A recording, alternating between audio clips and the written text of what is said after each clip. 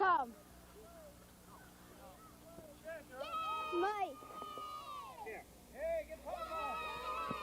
Closer, come. Mike.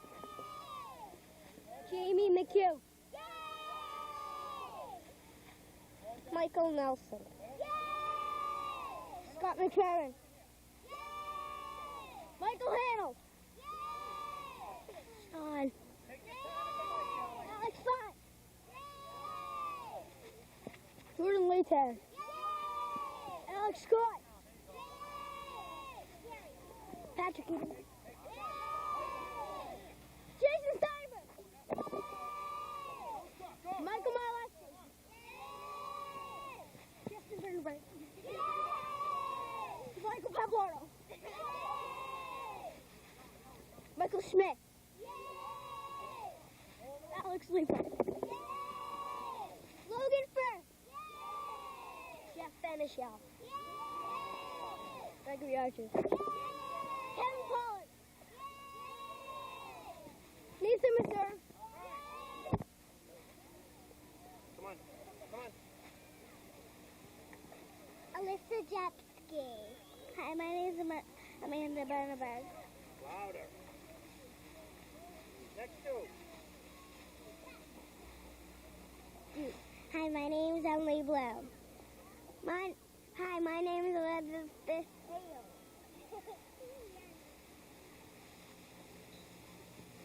Hi, my name is Yvonne Drake. Hi, my name is Natasha Young. Good. Hi, my name is Samantha Goldstein. Hi, my name is Danielle Kennedy.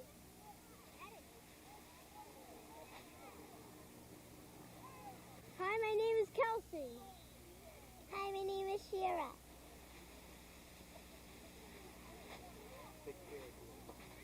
Hi, my name is Lyle Hager. Good afternoon, everybody. We're here at the Sharon Middle School for the Sharon Maroon Mighty Mite game against the Mansfield, we'll call them the Green Machine again. Mansfield has 4 teams. We're late afternoon, early evening, late October. Translation, it's going to get dark quickly. I'm Pat Pollard. I'll be doing your play-by-play. Luke Furr has been kind enough to join me again in the booth. And on camera is Frank Sacco. Again, we have peanut gallery comments coming in from all over the place. Sure. Tell you what, Luke, how about if we give it a shot at getting the rosters? We have the captains out there heading out. Sure, we can read this. Let's see. We got number 12, Scott McPheron. Number 14, Alex Fine. 18 is Michael McDonald. 20 is Michael Smith. 24 is Alex Scott. 28 is Nathan Meserve. 29 is Sean Hillard. 30 is Jamie McHugh. 32, Jason Steinberg. Number 70, Gregory Argyros. Number 72, Jeffrey Finichel. Number 74, Logan Furr.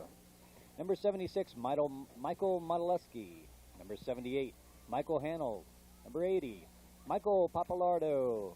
Number 82, Patrick Keating. Now, why are you laughing about that? I'm getting into this kind of broadcast. 84. Number 84 is Jordan Ladis. Number 88 is Justin Bernenberg. Number 90, Kevin Pollard. Number 92, Moshi Kam. Number 94, Michael Nelson. Number 96, Alex Leefer. You want to talk about the coaches? Excellent. Oh, the coaches. Oh, yeah. We have Mike Nelson, head coach. John Modeleski, who will be out there, well, we'll get to that in a minute. Bill Bernenberg and Gary Fine. The team manager is Linda Modeleski. And I don't believe she's here today. We wish her and her family all the best, what they're going through right now. Yeah, that's true. I hope things get better for them. And actually, just to mention, with this game, we have 2 remaining games. Today's and next week at 10:30. My understanding, Luke, they may have changed it, but there's been 1 coach allowed in the field each game up until now. I believe they're going to try to do it without coaches on the field, getting them ready for the next level. I see one out there, though. No coaches. Frank always there with the answers. Some right, some wrong. But somebody might want to tell that coach out there, then. Yeah, that's Bill Bernenberg is just last minute trying to get them lined up. That's true. Okay, so we'll call them the Mansfield Green Machine on the left to right. Sharon Maroon on our right, going left. And the opening kickoff, game number 7, up it goes. Nice kick. 10 yards, 15, and picked up quickly, coming wide left. Number 96, heading and tackled. He was down. I believe he was down. That was Alex Leifer, yeah. Good return by Alex, running along the 40-yard line there, looking for an opening, never happened, and tackled. Now, if I'm correct, we played this team once before, didn't we? Well, you know, there are 4 Mansfield teams, and I believe they're all dressed the same, look the same. They're all the green. You know, so I don't have a clue. But Okay. I believe they're trying to mix it up for us. This may be a third of the 4 teams, you know, one of the other teams from Mansfield. Actually, we're 1-1 against Mansfield. We opened up with Mansfield, That's right. lost to them, and then we beat another Mansfield team midway through the year. Okay, first play from scrimmage. It looks like Patrick Keating is in taking the snaps. I formation, Alex Scott in the back from the 40-yard line. Handoff up the middle. Number 84, Jordan Laters. Yep. Jordan was one of the captains selected by the team. The others you saw, Alex Scott, Jamie McHugh, Logan Furr, and Kevin Pollard. Coaches alternating as much as they can and get the kids out there, give them some recognition. Okay, there's a quick start for Big J, we'll call him. We'll avoid that last name. Looks like you got about 5 yards there, yeah. I formation again. Patrick taking the snap.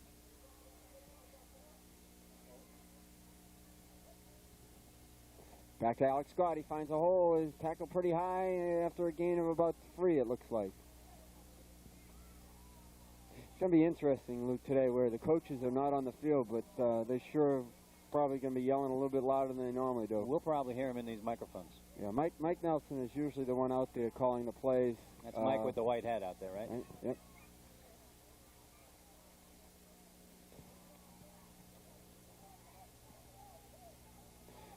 Looking at the monitor here, looks like good camera work by Frank. Okay, we're going to join the game. 3rd and 3. I don't.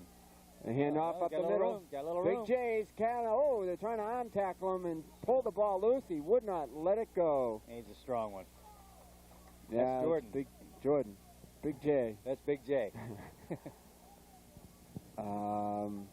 That was, you could see that the Green Machine defense was trying to pull the ball loose, and Jordan wouldn't let him, and picked up a big 12, 13-yard gain, so it's 1st and 10 from the 42 of Mansfield. Do you think the coaches at this age actually teach them to try to strip the balls?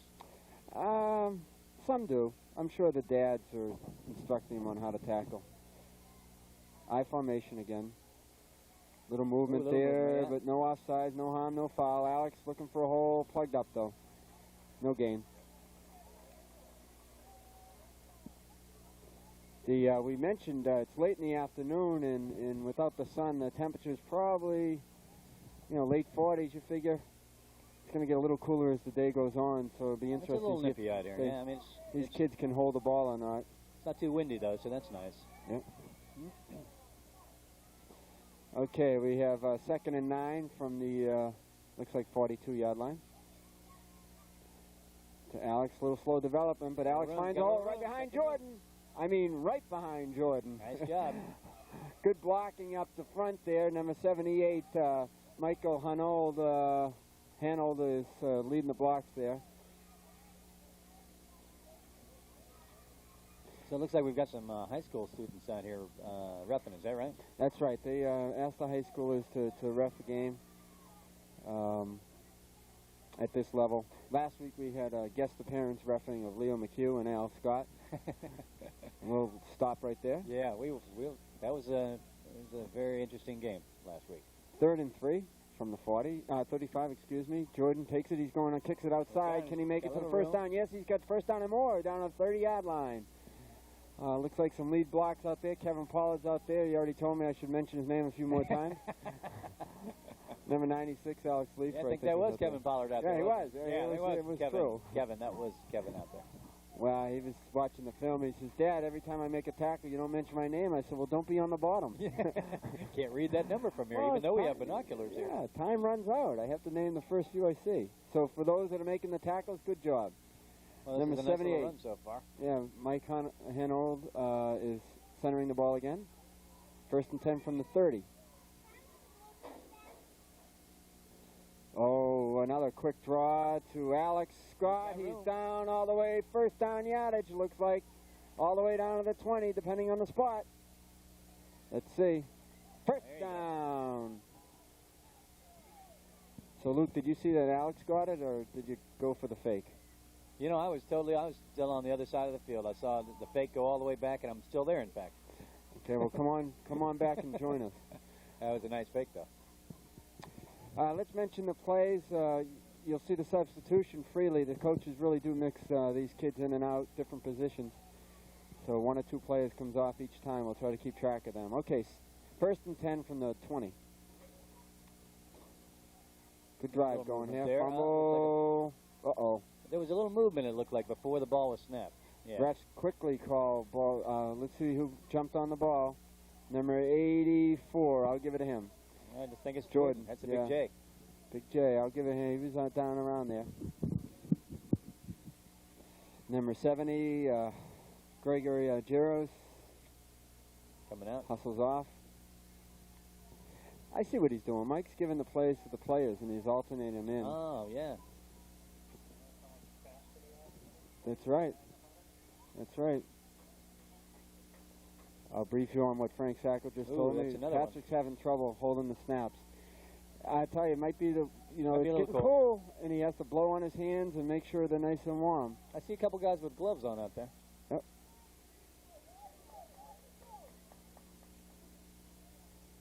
So this will be our last telecast. Next week's game, if you're not doing anything, obviously the parents and friends and relatives of the Mighty Might Maroon team will be down here at 10:30. That's too bad, because I'm really getting into this. Yep. I'll tell you, I'm waiting for the contract. I formation, Alex Scott deep. Looks like Jordan's in the middle. Alex will take it. Ooh. That's slow development. It's Patrick's getting the ball. He wants to be sure of it, which you can't blame him. And giving it back to Alex, by the time he got the ball, that hole was filled. Yeah, no question about that. Yeah, here comes number 70 off. Again, that's Gregory. Looks like he's the one who's coming in and out of the. Yeah, and Jason Steinberg hustles in there with the play. John Marleski coming down here to get the players ready. Keep them moving. Big fourth down, 4th and 13.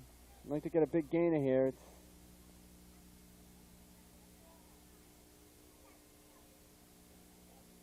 There's a pitch to Alex. Okay, good. Ooh. And they got him. Pitch was a little high, and Alex made a good catch on it, but again, good penetration on the right side there. So Mansfield stops and picks up on possession on downs. Let's see if this defense can do it like it did last week. They were unmovable last week. Is that a word, unmovable? It is now. It is now. Immovable?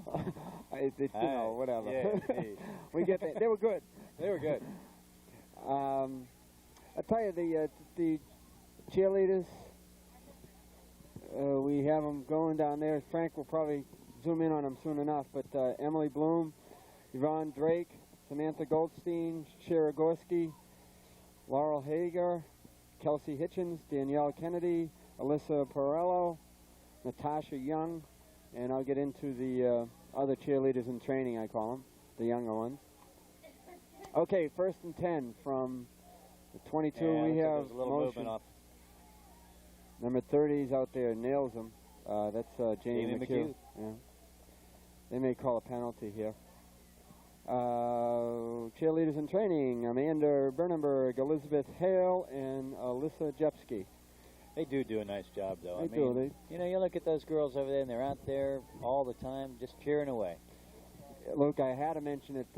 We had a game in Franklin, and it was raining, cold, raw day. That was actually, you were over with the soccer group in Milford. These girls were out there, and the boys in the rain. and it was cold and good for them. the players at least run around and stay warm, but they had a fumble. Yep, come on. Alex There you Scott is go. jumping up and down because he saw who got it. Let's see who gets that ball. It's our ball. It's a Number Sharon ball. 12, Scott McFerrin, comes up with the recovery, and watch, we'll get a reaction out of Scott. Coming over there, there's Bill. Good job, jumping up and down, making sure. I couldn't tell if that Attaboy. was a misplay or if that was the defense just being as aggressive as they've been for the last couple of weeks. Yeah, a little both. How about that? Yeah, okay, let's the get 'em snap. both. Yep, the snap was mishandled, but the defense, they were right on it. Wasn't hanging around that ground too long. Now, it's Modeleski on defense, isn't it? John Yes, Modeleski, John. defensive coordinator. He's done a great job with these guys. Ooh, that was a quick snap. Quick snap, and Patrick Keating shuffling down for a couple yards. On the cheerleaders, we have the coaches, Susie Kennedy, Robbie Young, and Martha Jepsky. I haven't had a chance all year to mention their names, and we know the commitment, the time commitment, and coaching is appreciated. They do a nice job. They do a nice job. We're trying to get through all our credits here. There's a lot of them. Okay, we have 2nd and 7 from the 22. Patrick to Jordan up Oh, the there front. He goes up the There he middle. He's goes. kicking He's it got out to the time. right Ooh. side and Looks like he close slipped to a the little first bit. down. How are your eyes, Luke? I'll give it a first down. Here it is. First down. Yeah, it looks like he lost his footing a little bit. First Otherwise, he was gone. First and 10 from the 14, it looks like. Frank Sacco and Cameron was mentioning earlier that the plays, they're getting a lot more plays in because the coaches are calling the plays and the kids get it and they go right and break snap. I think the ref is calling possibly the first quarter. Seems like the game moves a lot faster when there's no coach out on the field. You said it, and I'll just agree. These Yeah, coaches are twice my size, so. Okay, Patrick Keating I taking didn't a set. First and 10 from the 14. Ooh. I'd say offside. Number 85. Yeah. Oh, no, John, don't. That's what they're going to call. They're just going to warn them. I mean, usually they'll warn them 2 or 3 times, then they'll start marking it off. Oh, yeah? Yeah. See, they're just going That's to the way warn it them. should be. They give them 2 or 3 shots at it, then they have to start marching it off. Okay, first and 10 again from the 13. That's Call twice. for a snap. Twice. Yeah. A few miscues. I see Patrick trying to get the ball there a little early. Looks like they're going to keep it there as well. Yeah, number 70 again, Gregory Aguirre hustles in. Number 32. Yeah, we picked up on this. These are the switch. Jason Yeah. Steinberg. They're going back and forth with the plays.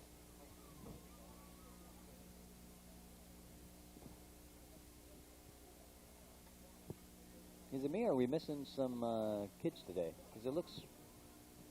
Yeah, let's see. We have 11, 13, 15. Yeah, we are missing a few. I know Alex Fine is sick today. Okay, let's see if they can get this play off. We could use a first down there. There we go. That's a little bit Alex better. Scott up the middle, He's finds got the room, hole. he's He's got going room, into he's the gone, end zone. he's He's got a touchdown. There you go. Alex Scott does it again right up the middle. A good hole up the front there by his line, and Alex just burst right through it. He's a great little runner, boy. He can see a hole and go right through it. It's a good job. I was going to say that the ball, and it's good to punch it in. Uh-oh, you better be careful what you say. Someone just arrived. Yeah. We won't mention any names. Or Luke. the peanut gallery down there. Okay, so Sharon Maroon jumps out in front first. They're up 6-0, going for the point after.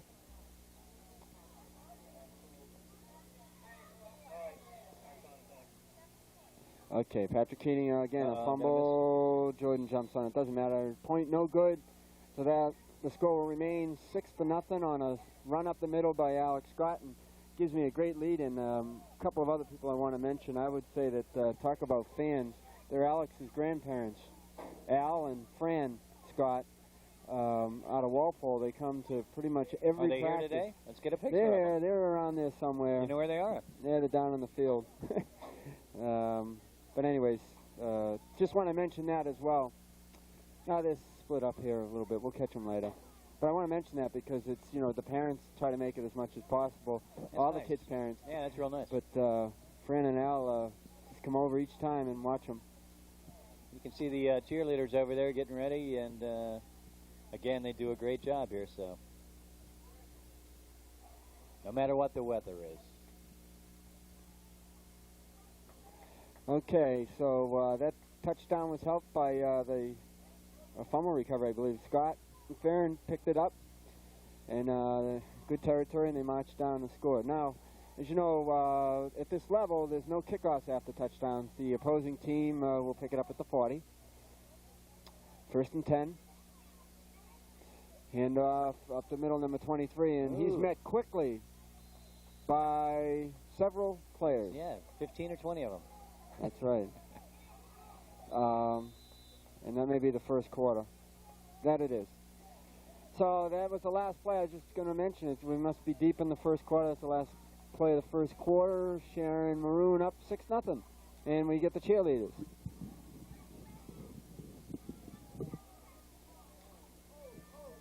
We need a wireless mic so we'd be down there and we could hear these cheering. I know. We're going to do that next year.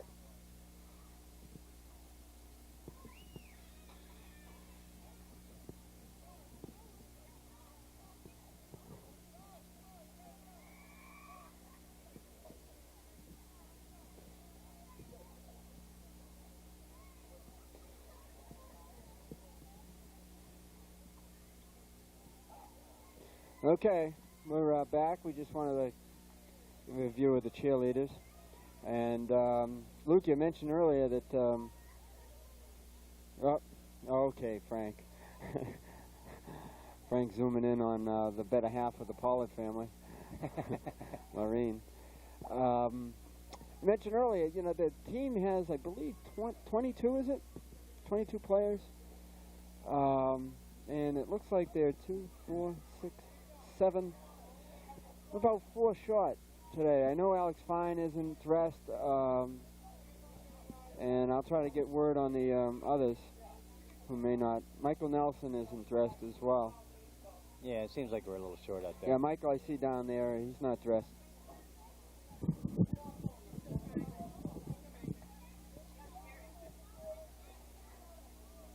Okay, so Mansfield, 2nd and 8 from the 42. And the green machine is ready to go. Ooh, Fumble. oh, yeah. No. Oh, It's a miscue. pounded. I There's don't some think hitting going on down there. Little communication problem on that play, I believe. And they reacted to it. There is number 88, Justin Bernenberg. That's Did this some defense. damage. This defense is a great defense. Yeah, Justin's right up there on the line. Number 12, I see Scott McFerrin's out there.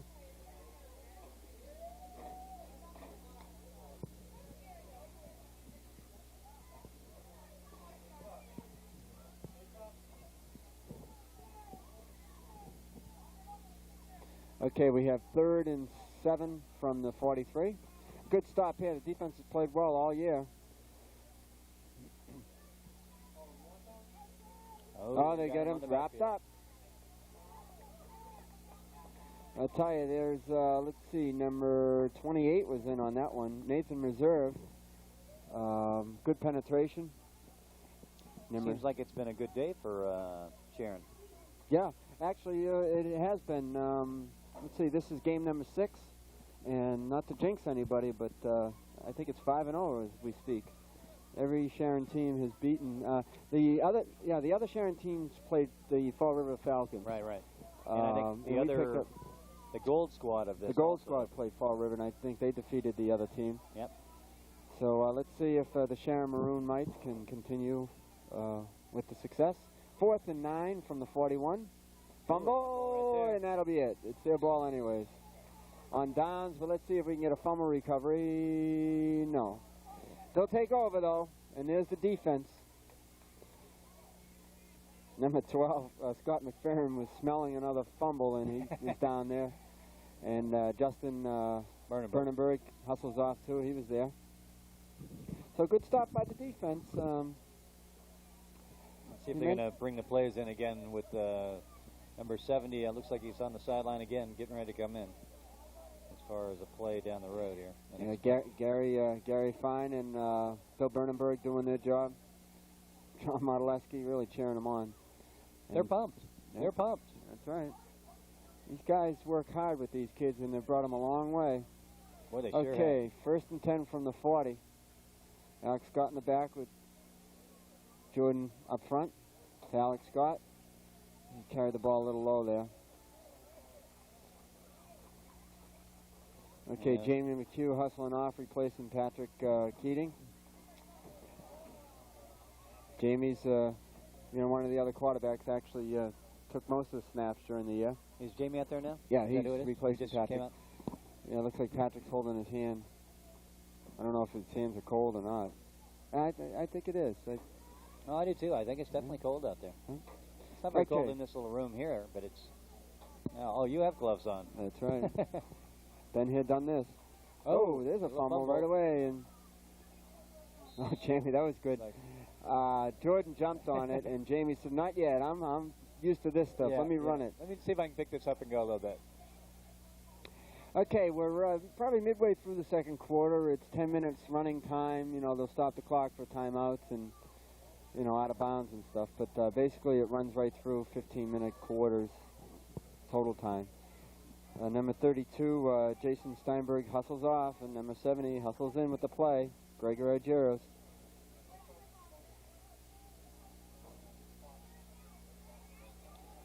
Let's see if we can start something here. Jamie McHugh to Jordan's outside. Alex Scott leading the block. There. He cuts the corner. Still going down to the first down, looks like. Very close, very close. Oh, maybe. Let's see if they give him the mark. Depends on where they mark it. Let's see if they give it to him. We're waiting for the call. Oh, no. They're calling a fourth and inches. I think they should get a measurement there. It looks like the front of that ball is on the 30-yard line. You think they'll go for the field goal here? Well, I'll tell you what. How about if Jamie just sneaks it right up the middle? Don't even. Oh, Patrick Keating's in there. I think that's what Patrick you're going to Keating. see. So here. we've got to watch the snap here. That's all we'll have to worry about here. Should be able to pick up a yard. There it is, right up the middle. Yep. Okay, quarterback sneak. First down.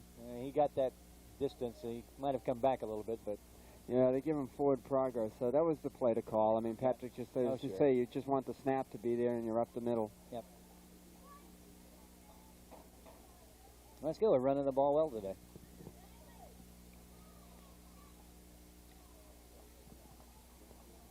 There's Gregory Argyros coming out a little bit.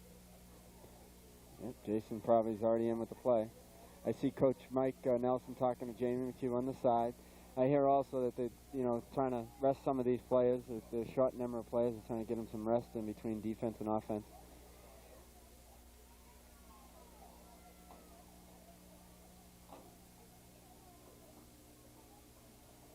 Patrick to Alex Scott. He's up the middle and grabs. Oh, maybe he got a yard out of it. A lot of green numbers there.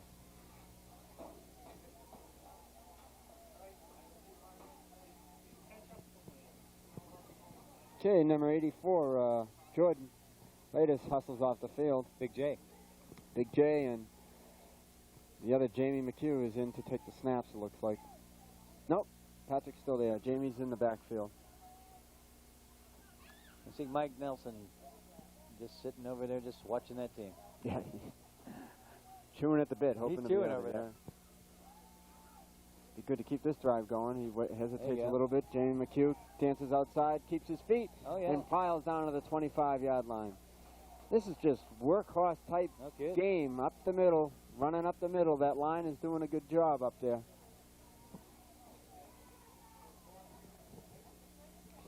Number 96, Alex Leafer, I know, is up on the line. Gregory Argyros just went in with another play, I believe. Yep. Nope, and then he's just coming back out. Jason. Yes, Jason. Yep. Number 1 78, in, 1 out. Michael Hanold, doing the snaps, doing a good job and open up the line. You can hear those cheerleaders. 3rd and 5 from the 25. Looks like there's a little movement there. No. Uh-oh. Fumble. And that was hard to tell if he was down or not. Yeah, they're going to call it a fumble recovery by Mansfield. Looks like Patrick, got the snap and started back a little bit, and the penetration was there and knocked the ball loose. It seemed like there was a little movement before the ball was even snapped, though. I'm surprised they didn't call that. Yeah, Did I miss that? I mentioned earlier game, Frank Sacco hasn't given us the benefit of replays. Yeah, so we're just going to have to go and wing what's it. going on with this station? I don't know. Budget cuts. No, that's really too bad. Because we'd like to have some review. Okay, well, let's stop the drive, but we saw this a couple of weeks ago where field position is key. They have them, I'd like to say, pinned down at the 29-yard line. And let's see if the defense can make the stand again. I think they're gonna. I tell you, this defense is really just tremendous. Yeah, I think Patrick Keating ought to put his hands in a warmer or something, because it must be a little cool down there for him. And maybe you could take those gloves off and give them to him while on the sideline. Okay, 1st and 10 from the 29. A reverse. Uh-oh. Jamie McHugh stays home. Someone's gonna get him though. Yeah. Jamie McHugh stayed home, and then Nathan Reserve was there to finish him off. Number 88, Justin, I think. Justin Berneberg was there. That defense they read the plays and they go after them, and they really don't take their eyes off them. They're really doing a great job. Yeah, that play really was made by Jamie staying home, but Nathan from the nose tackle position wrapped him up pretty good. Well, 2nd and, may I say, a country mile. Looks to be about 19. Yeah, I don't think... Now what are we looking for? Well, I was looking for something I could throw at one of the parents down there, says they could get us some coffee because it's so cold out here. A rock. I get a rock from the cameraman. Okay. This is football. I think that would get the attention. A pitch. He's looking for a place to go. He's not going to get anywhere. Who's over there? Let's see. Getting up is number 80 and number 12.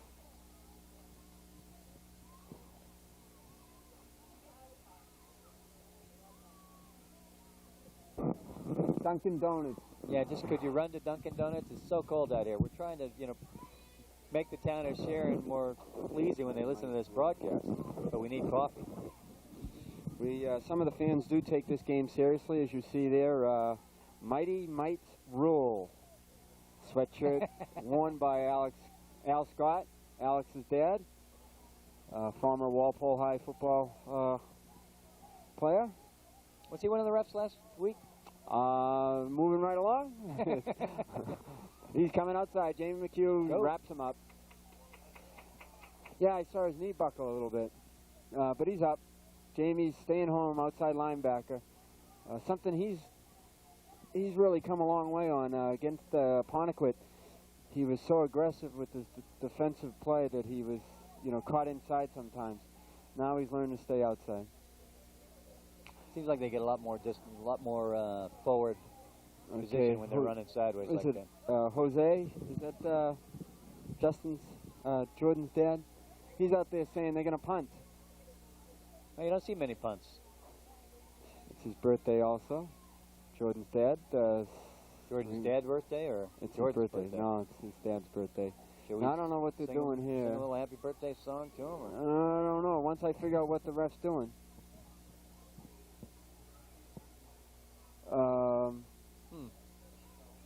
Okay.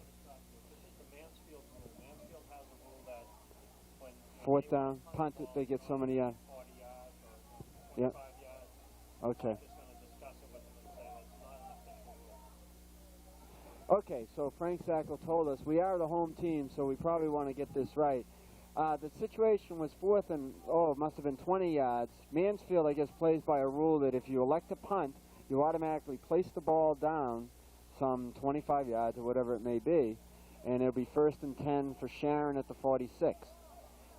Mike Nelson's over there talking to him because we've seen in the past where they've given a free punt. We call that play. Yeah, I remember that, yeah.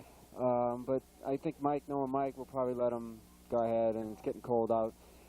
I think Mansfield thinks they still have the ball, though, unfortunately. It looks like there was definitely some discussion going on, but... Okay, good sportsmanship by Mike. I mean, it's as a home team, you think you would, set the rule a little bit. But anyways, okay, 1st and 10 from the 46.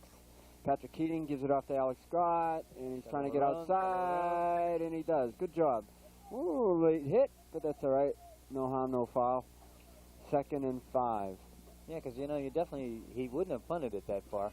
No, we can figure that.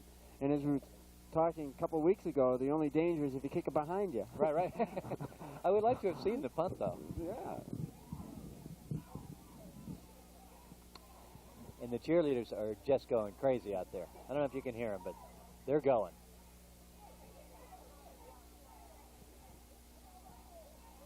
It's cold out here, and I tell you, The more they dance, the warmer they are. Goes through. That's true. Okay, 2nd and 6 from the 42.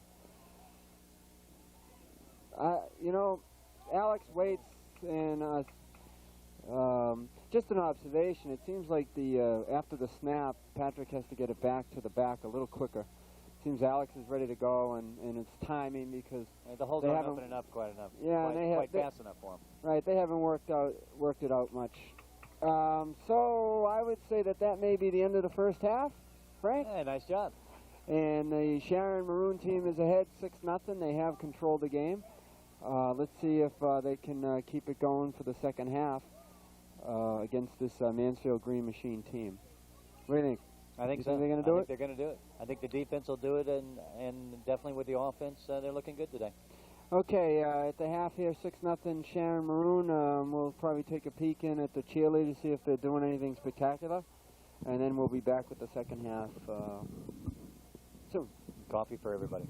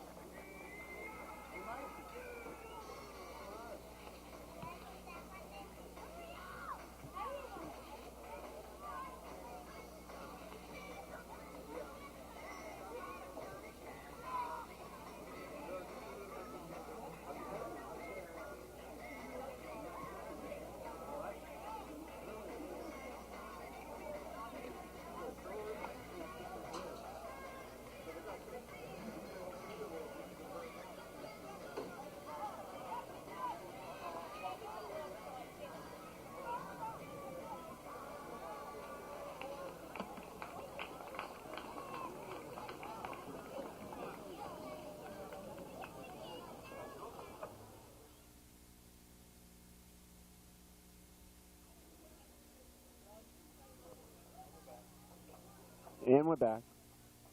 We're back for the second half. Actually, it looked as though the captains again went out on the field for the second half. Why is that? I don't have a clue again. You know, I look to you for answers. Okay, they did it just so the captains can shake hands and have fun and get some camera time. We've got Alex Scott, Jamie McHugh, Logan Furr, Jordan Latus, and Kevin Pollard out there hustling in. They were holding hands, too. Yeah, I hope the kids in like their the way school they went out there. There they go. They're getting pumped. That's probably why they did it, just so they could do what they're doing right now, jumping around, beating each other up. Another fan that just, you know, another parent here asking questions that, you know, they shouldn't be asking. No. I think it was for some quality airtime.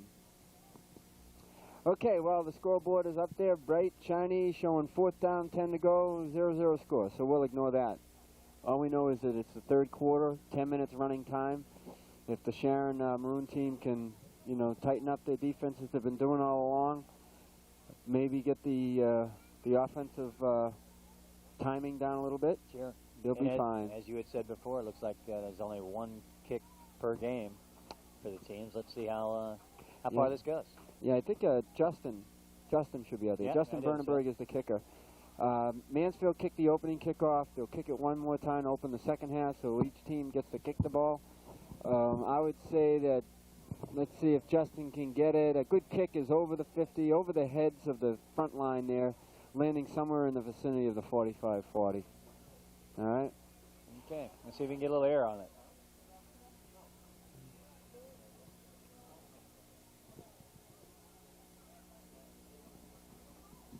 Okay, here we go. Again, Pat Pollard here, Luke Furr, and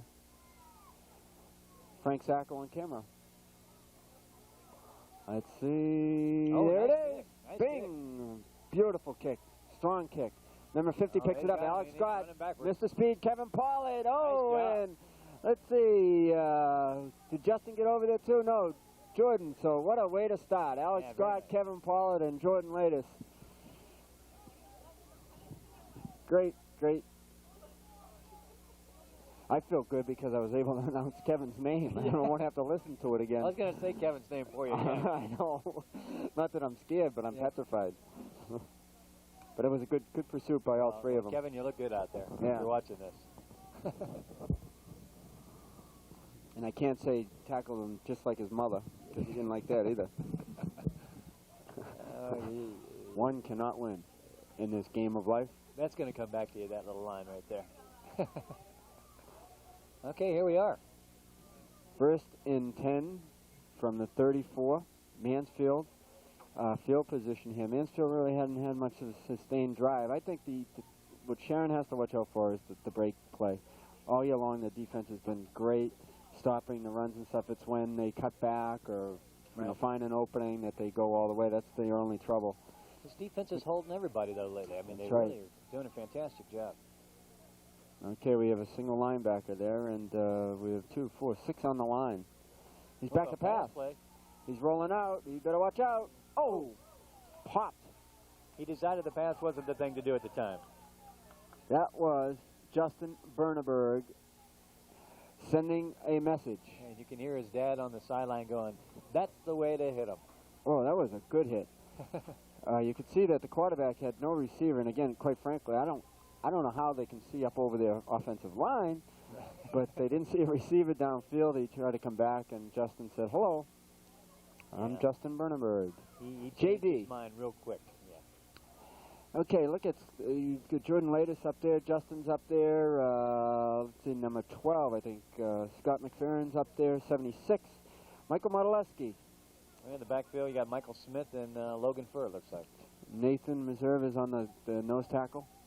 Yeah, we did all right there, huh? 2nd down and 14 from the 30. Right up the middle, the little hole there. Oh, Jamie McHugh, nice big tackle. With Jordan making sure on top, but we had a good camera angle there. Frank didn't mess up. No, he didn't. Nathan got in there as well. Yep, he made sure over the top, but Jamie just put his head down and went right made down the tackle. Like he's been told to do. Actually, I'm quite pleased. We still have a little light left. We're a little word bit that this game may not have gotten off on time. That's right. I heard you didn't sleep well last night. No, I did. Okay. 3rd and 14 from the 31. This is a big stop here because maybe they'll throw that punt thing on us again, but there's a handoff. Oh, he's backed up, wrapped up, and tackled. Let's see. There's 4 or 5 players again. Yeah, they don't get fooled very easily. Yep. Justin was in there.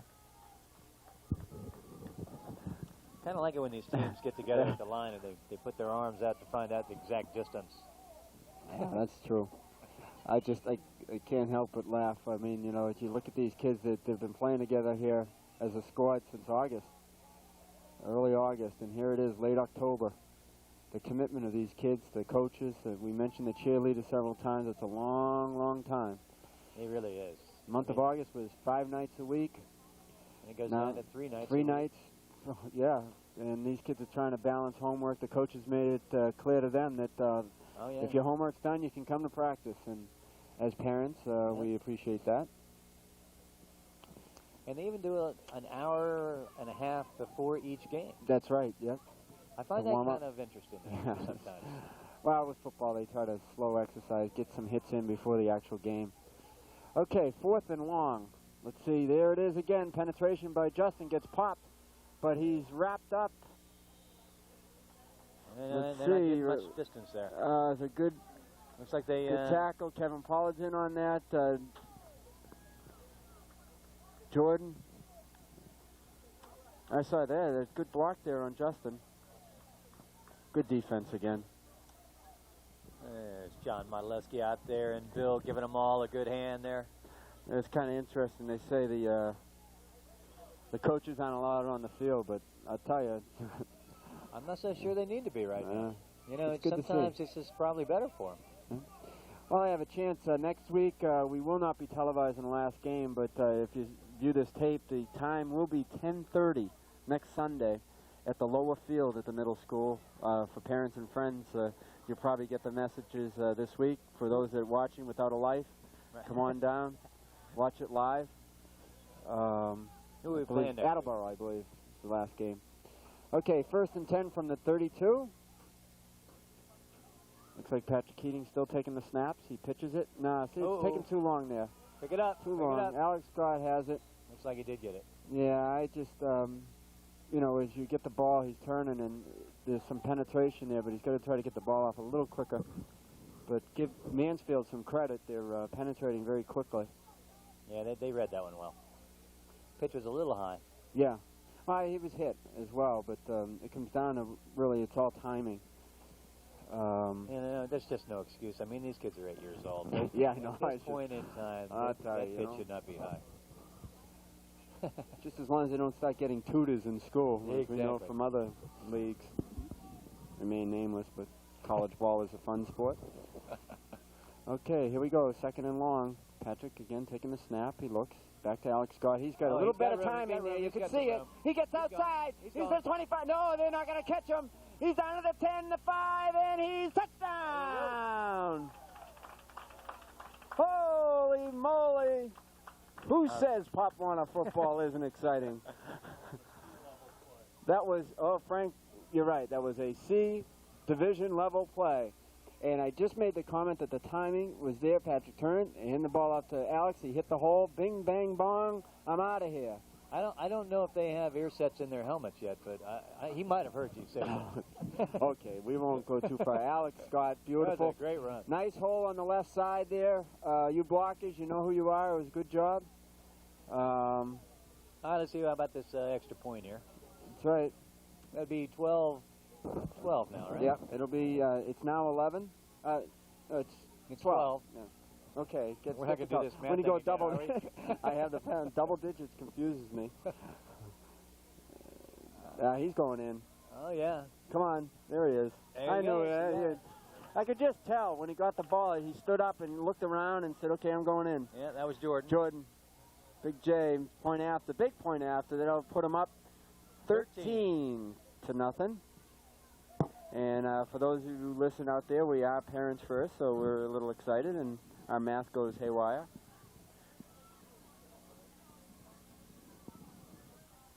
So we're well into the third quarter. The time is running. And let's see if we can get these cheerleaders here. oh yeah, we worked out a signal here. We worked out a signal that if I waved, the cheerleaders would wave this way, but Luke, you're doing a great job waving. you see in the wave. This is Sharon Papuana football version of the wave. Am I on? Is the wave You're not on in there? Yeah, the wave's on. Oh, there's Luke. The wave's on. Okay. Well, we're trying to get the wave happening. We'll send a messenger down. Nick Sacco's here, number 84. Oh, okay. They're not watching I the just wave made a at friend all. for life. Well, we might have to go back to the football game. Yeah, we do, because I'm kind of tired of watching you wave. Hey, we did try. We did try. Oh, no, girls, we're going to do the touchdown drill. That didn't sound like we're going to do the Okay. wave. Well, Okay, back to football. 13-0, Sharon controlling the game. Let's see if the defense does the usual outstanding job. Ball snap, jumped right on it. It looked like Justin had a shot at it. Jamie McHugh giving the signal that we didn't get it. Oh, they do recover it. yeah, how about that? Number 12, it looks like he got it again. Yes, Scott McFerrin gets another one. At least he came out of the pile with the ball. He's having a big game today. Big game. He's giving Dad the signal, too. Yeah. Dad's going to say, yeah, it's you. It's you. You're the man. You're the man. Be the man. And he's saying 2, and we know that's his second fumble recovery, and that's needs one more. Big turnover.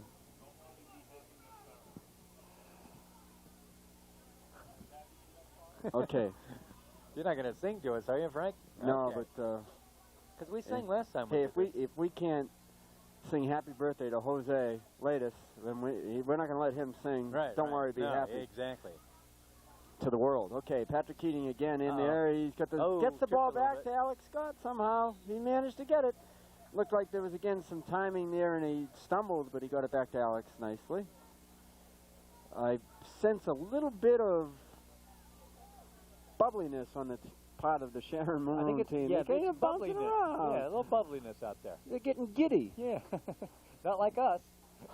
Is bubbliness a word? Bubbliness, It is now. It's immovable, I think. Well, it's the total opposite. Yeah, It's bubbliness yeah, is it's bubbliness, the yeah, opposite immovable, of yeah. whatever. Well, Let's get okay. back to the game. We obviously weren't English majors. Oh, you know, he had another miscue there. Yeah, it's...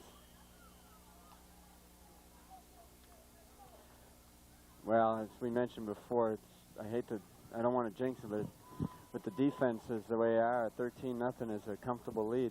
No question. With our defense, absolutely. But for those of you that watched the BC-Miami game yesterday, we'll refrain from saying anything.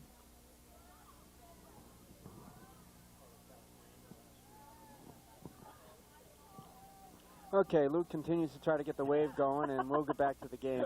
3rd and 9 I'm going from to get the these cheerleaders. 38. Oh, little offsides there. There's a lot of stuff going on there, and they're going to let him play it out. Alex Scott gets outside, cuts it back. He's down to the 30, 28-yard line.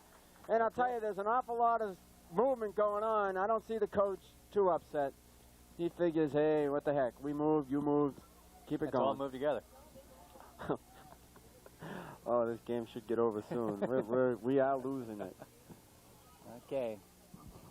I am so determined to get these cheerleaders on the screen, I know you but are. I don't think it's going to happen.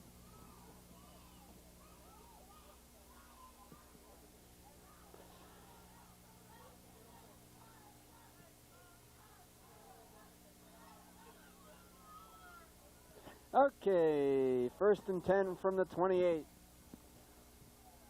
Jamie McHugh taking the snaps now. Let's see if we get a little timing here. There's a pitch. That's Michael Modeleski. Cuts inside. It's he goes Logan outside. Furr. That's Logan Furr. Logan Furr, I'm sorry. Yeah, right, absolutely. There you go. He's picked up a couple yards there. And 74. I haven't seen Logan run the ball, have you? It's one of the first. He ran it a couple times last week, and Oh, my apologies. that's okay. Don't Don't ever do hit it me. again, especially Yeah, I when I'm right here. know. mess up. Don't mess up with the announcer's son. You can mess around with Jordans, you know, but... No, I know. Too close to home there. There's a nice little option play, a fake handoff pitch to Logan. Showing some good speed. Okay, second and, let's call it 6 from the That's about right. 25. Clock's ticking, field position's good, keep it going. These Maroon team are looking to close out the day for an entire victory for the Sharon teams. And a little delay that there. one pretty well. Yeah, that was a fake, and it set up Alex. The hole closed again. There goes Michael Modeleski, number 76, hustling onto the field, bringing in a play. Let's see who comes off. It's Alex Scott.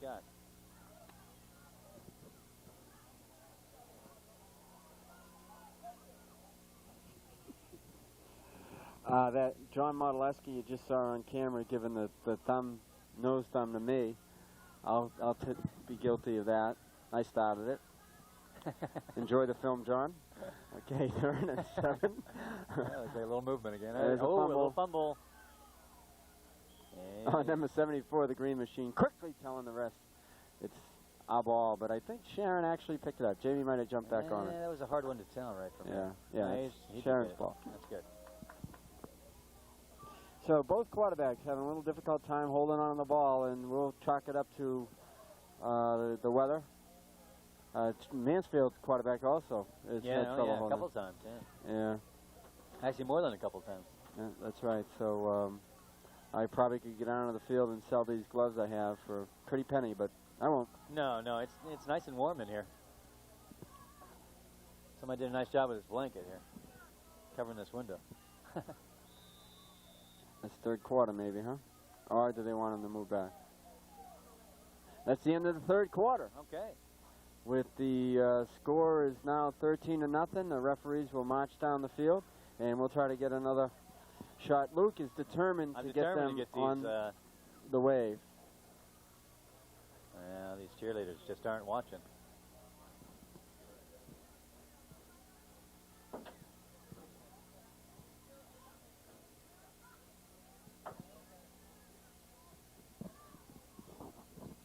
Oh, I think Luke has finally done it.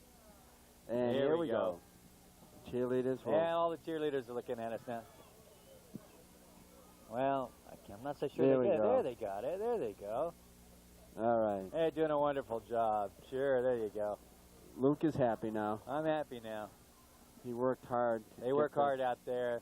Now they're going to all watch this tape. They're all going to stay up all night trying to see themselves on TV. So that's good.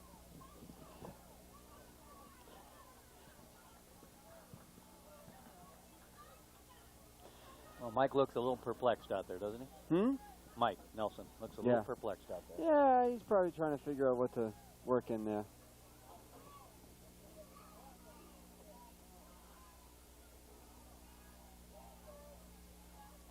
Okay, so we have fourth and 9 from the 28. Sharon up 13-0, trying to close it out here in the fourth quarter. Jamie McHugh to, let's see, there's Michael Modeleski. And wrapped up and taken down. Yeah, Michael and Logan carry it every so often. On similar play. You know, they outside try to use their speed. Okay, well, Mansfield held.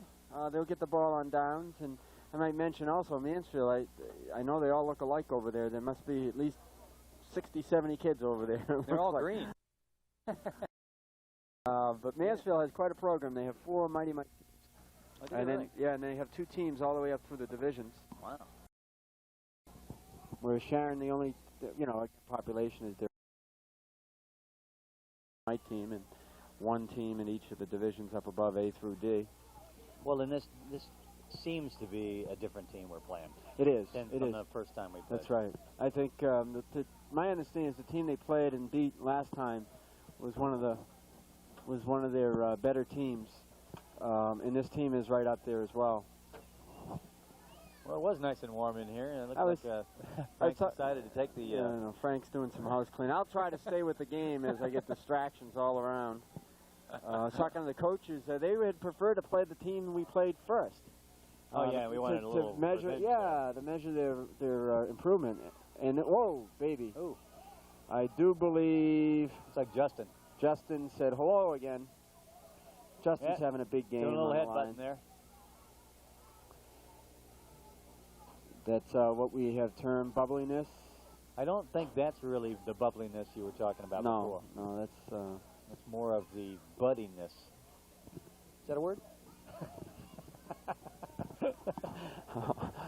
Okay, as I mentioned before, this will be our last telecast. And there's always next year, but... The whole program's been canceled now. Fortunately, November is sweeps month. And as we see a young man spilling his hot chocolate all over his pants. In lane 6 of the track. Okay, second and long. Ooh. He turns around, he hides the ball. Jordan's there, and Jamie's there too, and a few other of the Sharon players. The whistle blows, saying, okay, enough.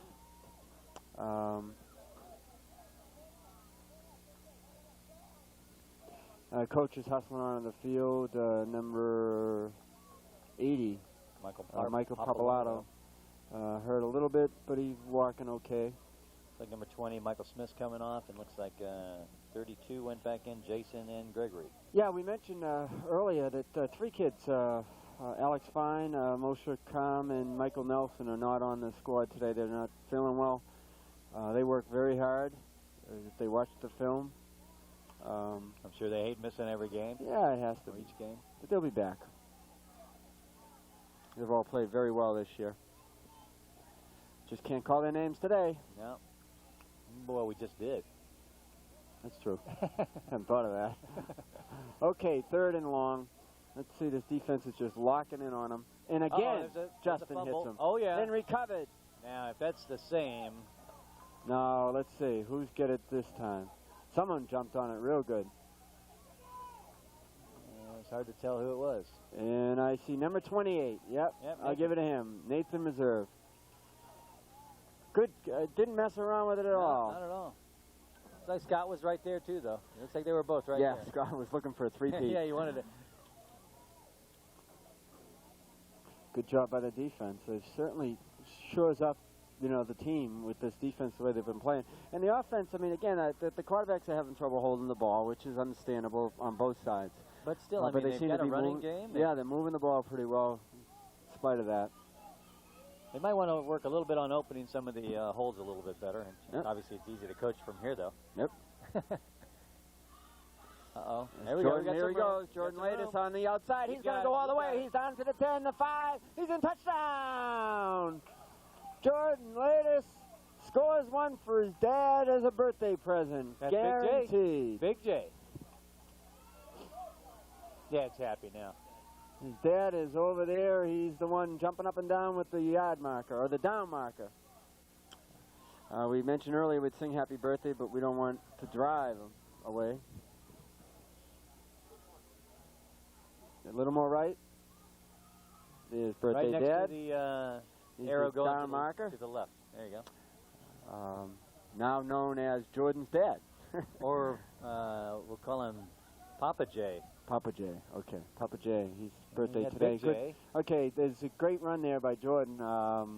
Again, good effort to the left side. They're up for the point after. Jamie McHugh's not done. He's going to get out. Oh, what a block by number 74. Logan Furr. Logan Furr. Just took him out. Jamie has patented the ball's on the ground. Let me pick it up and get out of here. But I tell you, Logan. Yeah, that number 50 from the Green Machine still trying to figure out what hit him. Yeah, Jamie McHugh scores the point after, and that'll put him up 20-0. Leo, yep. Of the referee, Leo McHughes. Yeah, Frank's doing a good job trying to get some of the parents who have been down supporting this team. I mean, it means a lot to the kids. And I tell you, this is the team. Sharon is really the last telecast. It's almost as if they sense it. They want to show the town of Sharon that this team can play. This whole town of Sharon today. This is a sweep. Sweep. It's a sweep. 6-0 today. It looks like 20-0, and this is what they would say an exclamation point Right. on this day. And and let's see if we can get some of the parents to say something about some of their kids. Hey, parents. Hey, how's the game? Hey, Hey. Mrs. Furr. Mrs. Furr, could you guys look up here? There you some go. of the parents right here, some of the star players right out there. Parents of the star players. Okay. Okay, well, that's about enough of that. Okay, yeah, wait a minute. 1st and 10 from the 40. Ooh. Defense, defense, the yelling defense. Actually, I hear a chant going on now. Where is Roger? Where is Roger? In the shower. Okay, onward. The baseball season is over for some of these Red Sox fans. We have 2nd and 10 from the better things. 40. Now, I want to remind everyone, next week, when you're watching this, next week's 10:30 is the last game, and again, it's a full schedule, 6 games, come on down. There's a big A game, unfortunately, at the same time we're playing at 10:30. They're playing Norton for the championship, right here on the upper field. 2nd and 10 from the 40. So we'll hand Let's off. see, wrapped up good. Let's see who's there. Number 90 is on the bottom of the pile, I see. Who might that be? That would be Kevin. Kevin Paul. He's looking up here. Dad, did you get it? Kevin, I think it was Kevin. Yeah, it was Kevin. Yeah, and was then Kevin, number 7, Scott McFerrin, having a big game, too. He's got 2 fumble recoveries. He's in on the tackle. Yeah, Kevin looking pretty good out there. You're pushing his own player, but that's okay. Get up on the line and don't move. I think what John's doing is he talked with the linebackers, Alex Scott, Kevin Paul, and Jamie McHugh before the game, and he's sending them defensive signals, and that's why the linebackers, trying to tell the teammates kindly. I think he's calling a blitzer. Yeah. Stunt. Okay. We're having they're fun. I all hope over. there it is, wrapped up. Yeah. Whistle blew, let go. Jamie McHugh in on it. I don't think I'd want to play against this defense. Yeah, they're playing very well, and we talked about the progress is most important at this level. These kids, we called the first game against Mansfield. It was the first game for many of the players here. I think maybe a half a dozen of the 22 have played before, and that would leave 16 that have not. Well, I was just going to ask you what the score was. Because it was 13 before, and I think they got a touchdown and a point, right? It's 20-0. That would be 20. Yeah, it'd be 20. That would be 20. But it is amazing how far these kids have come. That's right. I mean, from the first time, just in the summer. Feels like months ago now. It's freezing up here. Well, it seems like years as much as they practice, but yeah. for Well, them, football. they're doing a little cheer themselves right now. They got their little hands going. Yeah, football. Eagles are chanting. It's the Eagle chant. And What are they saying? Eagles. And Bill Bernberg has the... He's been choreographing that for a while. He's got them yelling defense, and the players out there are saying Eagles, and everyone's confused. And look at this. On cue, the look at the bird. Seagulls come in. They're attacking With the that Eagles. child over there. Yeah, that's right.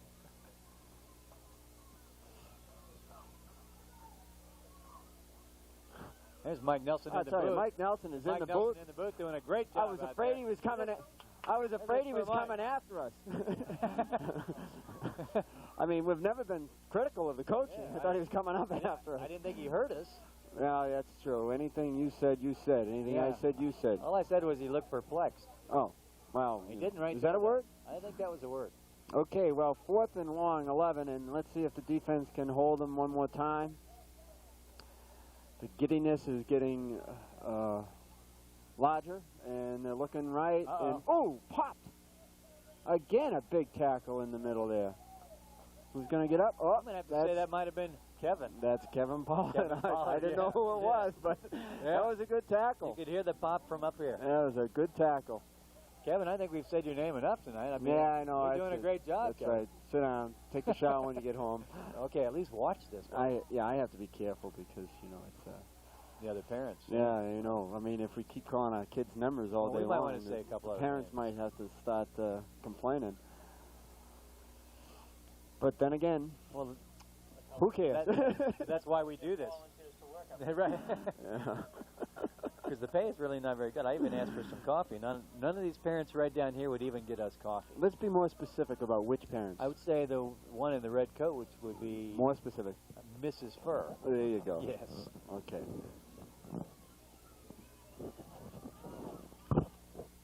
And luckily she doesn't watch these broadcasts, so...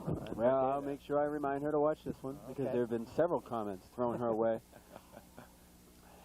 Well, okay, Mike Nelson's out there encouraging his offense, quite honestly, probably to just control the ball and just finish off on a good note. Can't be much time left, I don't believe. No, I think it's Tuesday morning. Yeah. The Seagulls are coming in, so it's high tide. Okay, Patrick Keating taking the snap. Done a good job today. I mean, it's cold out there, so let's see if he holds that ball right up to Kevin Pollard. Oh, he gets a carry. Maybe a little reward for the tackle he made. Why didn't you pick him up in the backfield? Nice little run. He got about 4 or 5 yards there. Yeah. You know, Kevin will be back next year on the Mike team. How about Logan? Is he? I believe so, Mike? you know. They're allowed to talk to some of these kids in the very beginning, and it was so much work. They there were he comes. You know, he's wondering when some of them were going to make it. I think every one of them out there right now loves us. Yeah. No, the coaching staff has done well. We said that several times, and I don't know how they do it. Okay, 2nd and 8. I formation. Oh, power up. Number 80. Let's see, who's like Michael Papalardo, was that? Yeah, you know, I did say that maybe they're mixing it up a little bit. Yeah, Game in hand, yeah, it is. Michael Papalardo. What they're doing is they're giving a ball to a couple of kids who have practiced. Sure, absolutely. You know, practiced and hasn't had a chance. That's great. Up 20-0. Mike has a little bit more leeway in running plays. Yep. That's nice to see. Yeah, I mean, everyone wants to carry the ball, and unfortunately not all the kids can carry it, but those that have practiced it are getting the chance. I formation again, Michael Papalardo in the back, and I'm not sure who else is in front of him. We'll get it soon. He gets the ball. Yeah, that's, okay, there's Michael one. McDonald looks like. Michael McDonald, yeah, you can see that they're giving it to kids that have practiced it a little bit, and there he hesitated, but he held on to the ball and went ahead. 4th and 9 now. Well, these kids will remember this, though. Yeah. Yeah, by the time they get teenagers, it was their 45-yard run. You know, that was a touchdown tie game, there. Yeah. And Michael well, coming they off. need to carry it a couple times before they can feel a little comfortable and then really start running. Yeah. Well, it only takes a couple of times for them. Let's see. Okay, we've got Michael Papalardo and Kevin Pollard in the backfield. I formation, 4th and 8. Patrick Keating gives it to Michael Papalardo up the middle. Oh, he stopped. Keep running. Keep running. Keep going. He could have kept going, but they called the whistle. They whistled it. Well, there we nice. go. Let me put the ball right back down on the ground where it's... Okay, good job, offense. You know, no harm, no fun. They did a good job carrying the ball. Looks like it. And, no, they're switching. Mansfield takes it on downs. Oh, okay. Luke, I agree with you. It looks like the birds are taking over here. That's right. It's Halloween. The birds are flying around. We have Nick Sacco on camera helping out.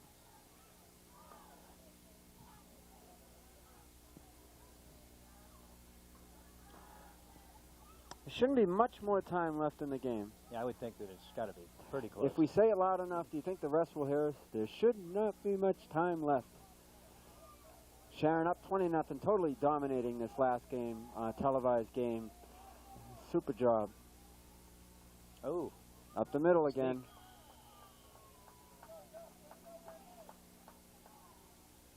Number 78, Michael Hunold.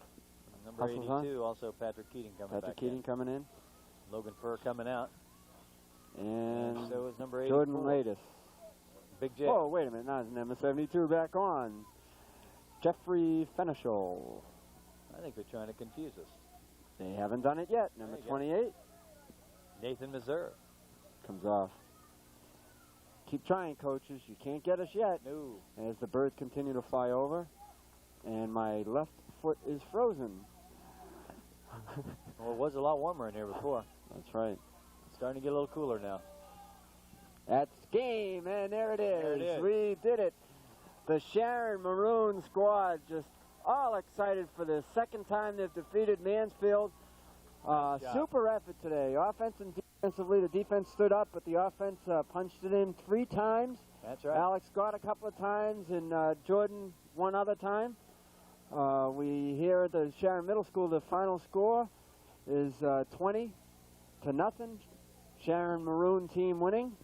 I think we'll close off here before it gets totally dark. We'll watch the team shake hands here. I'm Pat Pollard, play-by-play. Luke Furr was kind enough to come up and share his wisdom with us. Yeah, I appreciate you asking me. And Frank Sacco on camera with help from his son Nick. There's all the cheerleaders Referees again. also did a good job. This will be our last telecast, really, from on behalf of the parents, the Sharon Maroon Mites, and the coaches. Super job this year. Good luck next week against Attleboro. And for those watching, have a good week, and we'll see you down here next Sunday at 10:30. Go Eagles. Go Eagles.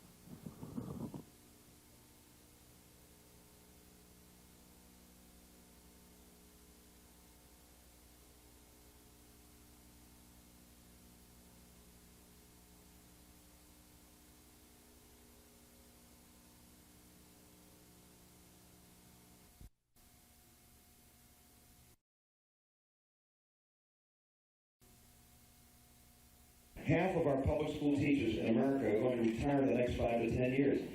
And I'm not meeting a lot of young people who are thinking seriously about teaching. Jesse Jackson has called for a national teacher recruiting drive, which would target minorities. His Operation Push promoted the value of school to inner-city youth. And Jackson repeatedly links improved Head Start and daycare programs with improved educational performance. Campaigning at a California high school last week, Jackson called on students to better their futures by giving up drugs. You've tried drugs. You want to get well. You want to change your mind. Come on down. George Bush, who's also gone to school in California to campaign, frequently states he would like to be known as the education president. Bush supports scholarships for the needy, a tax-free college savings plan for tuition, and increasing student loan guarantees. But Peter Kelly, California Democratic chairman, insists education is an issue that will benefit his party in November. Because of Reaganomics, we are now spending as a country 15 to 20% of the entire money in the federal budget on interest on the national debt run up during this administration. Imagine if we had all that much money, all those billions of dollars, to spend on this country's infrastructure, including education. This afternoon, here on the campus of University of California at Long Beach, Governor Dukakis gave another education speech. He's campaigning hard on the issue because he thinks the Republicans are soft on it. But Dukakis is vulnerable to some criticism on education himself. Though teacher salaries and SAT scores have gone up in Massachusetts, so has tuition at state colleges and universities. And the recent illegal activities of his former educational advisor, Gerard Indelicato, undermined Dukakis' claims of competence and integrity. Still, the United States Department of Education has recently termed educational achievement in the nation's schools during the Reagan administration as, quote, unacceptable. So Dukakis will continue to hammer away on the educational issue, though Republicans have plenty of ammunition to fire right back. Reporting live in California, I'm Andy Hiller. Let's go back to Boston and Jack and Liz. Okay, Andy, thank you. There are new worries for the governor at home. Members of his administration are concerned that the budget shortfall may be more than $77 million, projected just a few weeks ago. They refuse to confirm reports that the shortfall could be as much as $200 million this year, but they do insist plans are in the works to keep the budget balanced. A memorial service was held today at Arlington National Cemetery for William Buckley. That's the former CIA station chief in Beirut, kidnapped 4 years ago. He was reportedly tortured to death 3 years ago. 6 white horses drew a caisson with a flag-draped casket to a part of the cemetery reserved for those whose bodies have never been recovered. Several members on Buckley's family from the Bay State attended that symbolic burial. Relatives of other present or former hostages also were there. They've been there for me for 3 years now. And we've shared tears and hope and strength and despair. CIA Director William Webster said Buckley's death should not deter the U.S. from covert intelligence gathering. South Africa's most prominent voice against apartheid is in Boston tonight. Archbishop Desmond Tutu received an honorary degree from Northeastern University this afternoon. The university plans to bestow an honorary degree on African National Congress leader Nelson Mandela later this month. Mandela has been in prison in South Africa for more than 26 years. Archbishop Tutu is in Boston as part of a major fundraising effort for South African youth studying in this country. Today, I talked with Reverend Tutu about his homeland. Scenes like this, the violent confrontation between blacks and police in South Africa, have virtually disappeared from American view. The apartheid government's current state of emergency, which includes press censorship, has all but shut out the world. But Archbishop Desmond Tutu says the ugliness, the violence, and the oppression in his homeland continue. One would hope, that people in the United States would be outraged to know that children, for instance, are still in detention, to know that people are uprooted from their homes and dumped as if they were rubbish, to know that the government has slammed down on all opposition. The Archbishop told me that the American media still has a responsibility to get information out about his country. Apart from a few very notable exceptions, the media here have been exceedingly timid and coy. But there are very many stories that are being published in South Africa which are not being published in this country, which would outrage people if they got to hear about them. But Americans did hear about Tutu's most recent confrontation with the apartheid government just days ago. It was a standoff between church and state when the Nobel Peace Prize winner and other religious leaders staged a demonstration and were promptly arrested, this time without violence. I asked Reverend Tutu about his thoughts on facing death. Homeland, do you worry? I think when you are involved in a struggle for justice and you have a powerful system such as the apartheid government and its system, you are aware that there are casualties, and you don't go around being paranoid about it. You're saying, well, you are doing God's work, and it jolly well will have to look after you. Do you think that you'll see an end to apartheid in your lifetime, sir? I believe so, yes.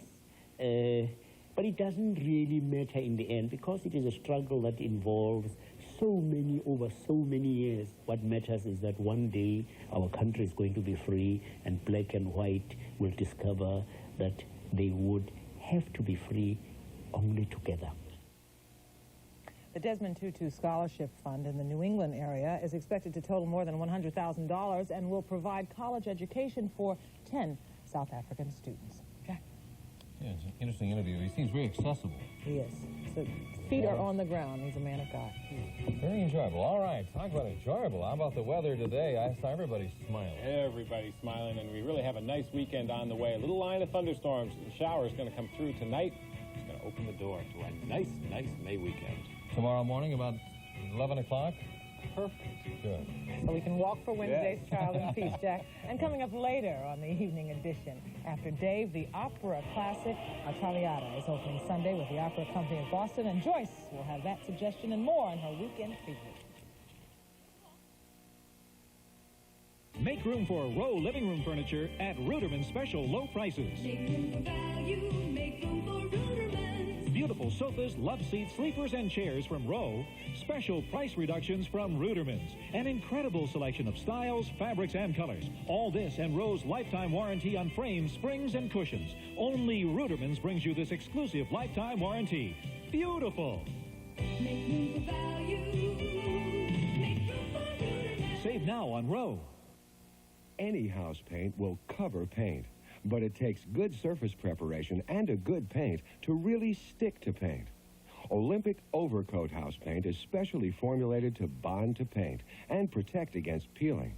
So in this tape test, while some paints stick to the tape, Overcoat sticks to the paint. Stick with Overcoat.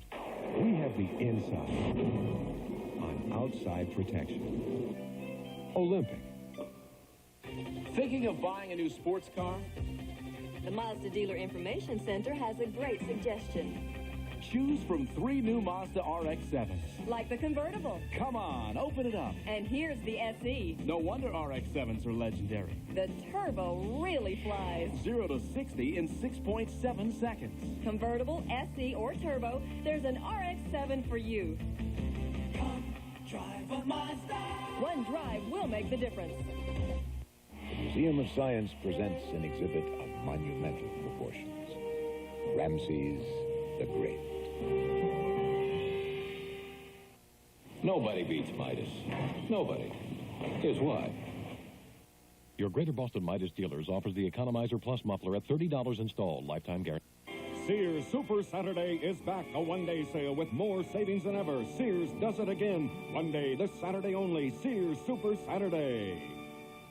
Felt almost like summer today if it wasn't for that heavy wind. It was a good wind, kept things cool. We've got a little line of thunderstorms now from the Berkshires to about Keene, New Hampshire, to about 100 miles west of Lake Winnipesaukee, and it is moving to the east. It's going to be a couple of hours, though, before it reaches the Boston area. 2 top 10 days in a row. Even the coast got into the warmer temperatures, along with those gusty winds, and except for a cold front that's going to roar through New England tonight, weekend really looks great. Let's check in at 6 o'clock. 70 degrees outside. Relative humidity is 53%, but look at those winds. South to southwest, 26, gusting to 35 miles per hour. The barometer, 29.96. It's falling. High temperature today, 75 degrees, and the low last night, 49 degrees. A check of the pollen count, and this will hold all weekend long. Tree pollen is high with 2 big problems, birch and oak pollen. Here's the only hitch now in our weather between now and Sunday night. It is a cold front that is racing in from the west-northwest. It is very warm and windy ahead of the front. Temperatures in the 70s, except for the Cape and the islands.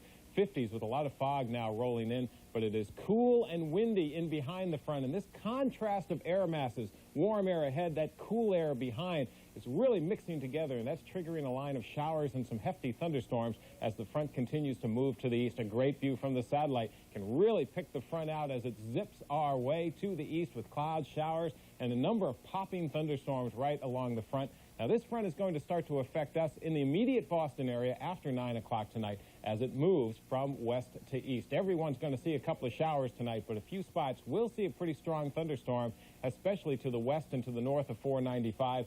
And some of those thunderstorms will produce some gusty winds, heavy rains, and some dangerous lightning. So the evening is fine, but keep an eye in the sky after 9 o'clock tonight. Let's scan the weekend forecast. Saturday, the cold front rockets off the coast. A very nice day, maybe 1 or 2 clouds around early in the morning. Otherwise, lots of sunshine. It's going to be windy again tomorrow, but the wind's from the north, and that will keep temperatures cooler in the 60s. On Sunday, another great day, high pressure in control, a little bit warmer with lighter winds in the 70s. Sounds good. Here's our forecast for tonight. Just fine this evening. It's going to stay windy and it's going to stay mild, but showers and thunderstorms will be developing from west to east, especially after 9 o'clock in the Boston area. 45 for the low, so it cools off towards morning. Tomorrow, mostly sunny skies, gusty northerly winds. 7 a.m., 52 degrees. Noontime, 62. 5 p.m., 64. Tomorrow night, crystal clear. Venus bright in the western sky, but it's chilly and 42 degrees. So just a fine weekend on the way. And to top it off, the Sox are back at home. A 7:35 start against Seattle. The evening is going to be fine, but again, after 9 o'clock tonight, showers and thunderstorms will start to roll in. There's a pretty good chance they will not reach the park until after the game, and temperatures will be in the 60s.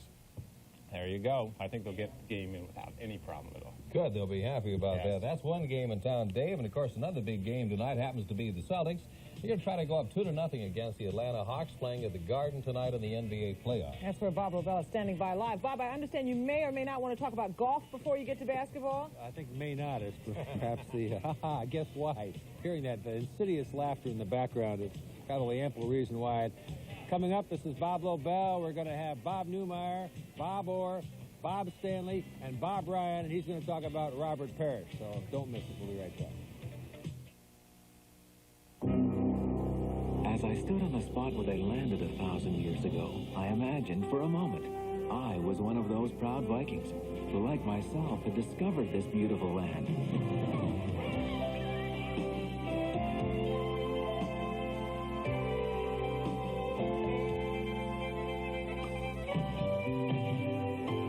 This summer, take the great adventure. Discover Newfoundland and Labrador, a world of difference. The advanced new Chevy full-size pickup and the all-new Ford full-size pickup. Now, they both have standard 6-cylinder engines, 5-speed manual transmission with overdrive, power steering, power brakes, and they're both priced at over $1,000 more than these comparably equipped 1988 Dodge full-size pickups. Now, at your Dodge dealer, we think that charging more is, well, heartless.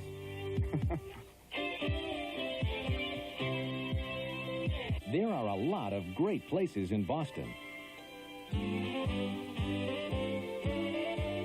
But there's only one place you'll find a Ryan gas-powered grass trimmer, just $84. Ladies' crop tops for summer at $4 each. Tubular hangers in assorted colors, only $1. And Purex...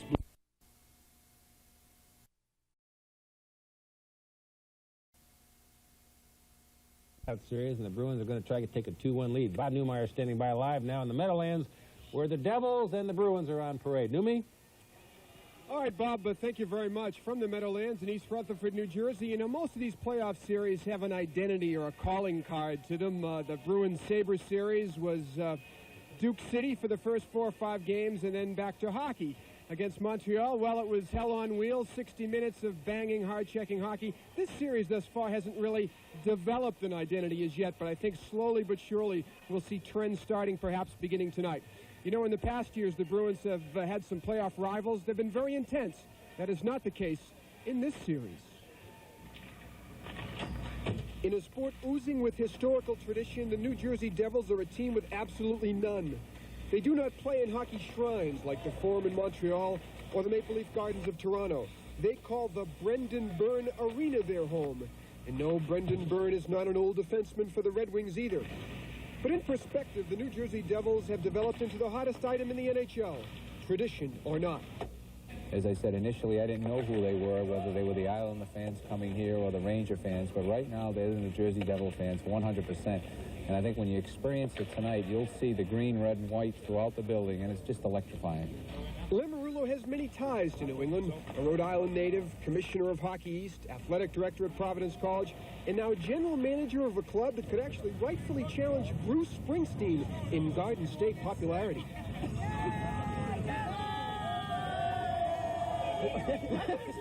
Wait, I don't know where but I've been here since 4 o'clock. I don't know where he's been. He told me. Coming in this morning, to be very honest, I got the chills seeing what was happening, because it's something that you would like to see happen, but you don't know if it ever will. And the lines were just around the building. People camped out at Giant Stadium last night because they wouldn't let anyone on the Meadowlands grounds, and knowing that tickets were going on sale this morning and that there were only 4,000 tickets left, and they wanted to be one of them. Hot stuff in Jersey, yes, but around the league they are still unknowns. With a nickname like a college intramural team, a grotesque red and green color scheme, and many players who need to show a driver's license to get into the rink. But ask the Islanders who the Devils are. Ask the Caps who the Devils are. And now at 1-1, ask the Bruins.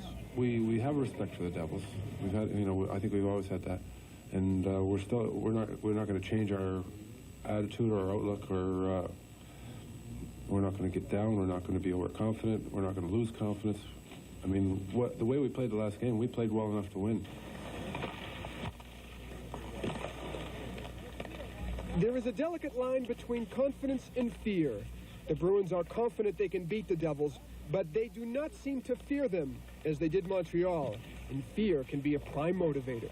They may have used the underdog advantage. I mean, it's always a little better on you if you're the underdog, because then you have nothing to lose. You know, if you're playing with a lot of pressure, you know, and you're used to winning and people expect you to win, there might be that extra added pressure. They always say it's harder on top. So maybe the underdog advantage might help a little bit.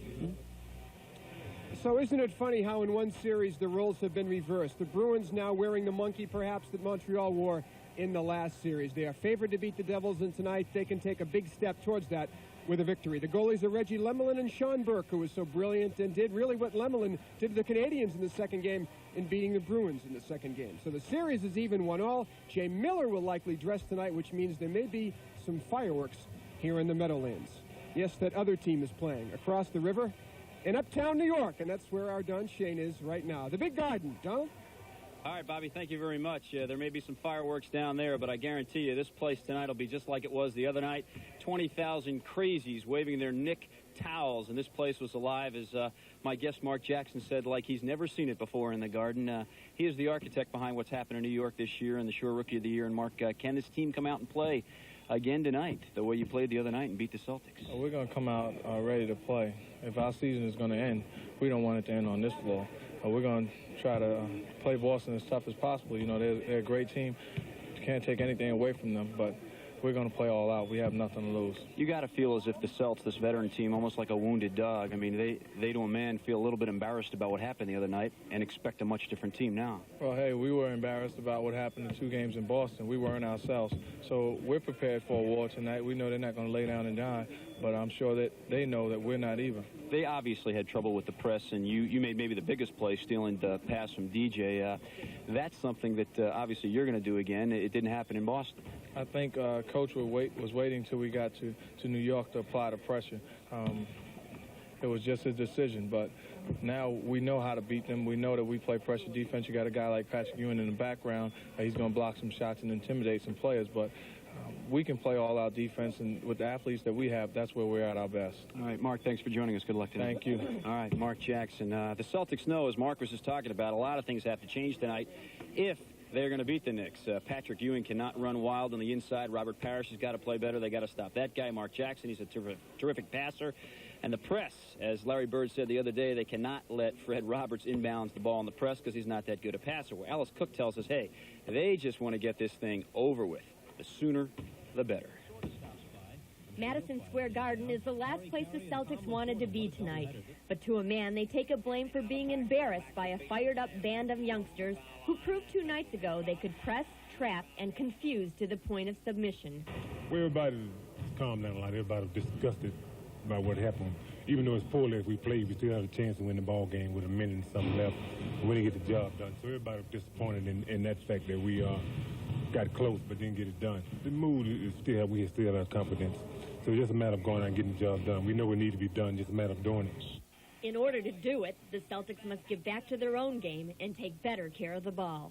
Well, I think that we got a little bit impatient or just lack of concentration against our press a few times. And, you know, the 19 turnovers that led to 25 points, I thought was the main difference in the game. The Knicks will be riding on a wave of emotion that has sent their fans into delirium. They'll be hoping that what worked before will work again. When you go into a ball game like that with the fans behind you, the way they were behind us on Tuesday night, it's just an easy game to play for us. There are 1,000,001 reasons the Celtics do not want to be forced into a Game 5 situation. It's something a lot of people don't even want to think about. Everything can happen in a final game. So we don't want that to come to a final game because, like I said, this ball club thrives on confidence. We want to take that away from them. Just clean up the mess and get out of town. One garden party in New York is enough. Alice Cook, TV4 Sports. All right, they sound like a bunch of wounded Celtics, and just as Bob Newmeyer was saying that Lemelin and Burke will be the key to the game down there at the Meadowlands, maybe this guy behind me, Larry Bird, certainly will be the key here tonight. He was a little off in his shooting, and he says he feels like he can correct it here tonight. That's the story live from Madison Square Garden. I'm Don Shane reporting.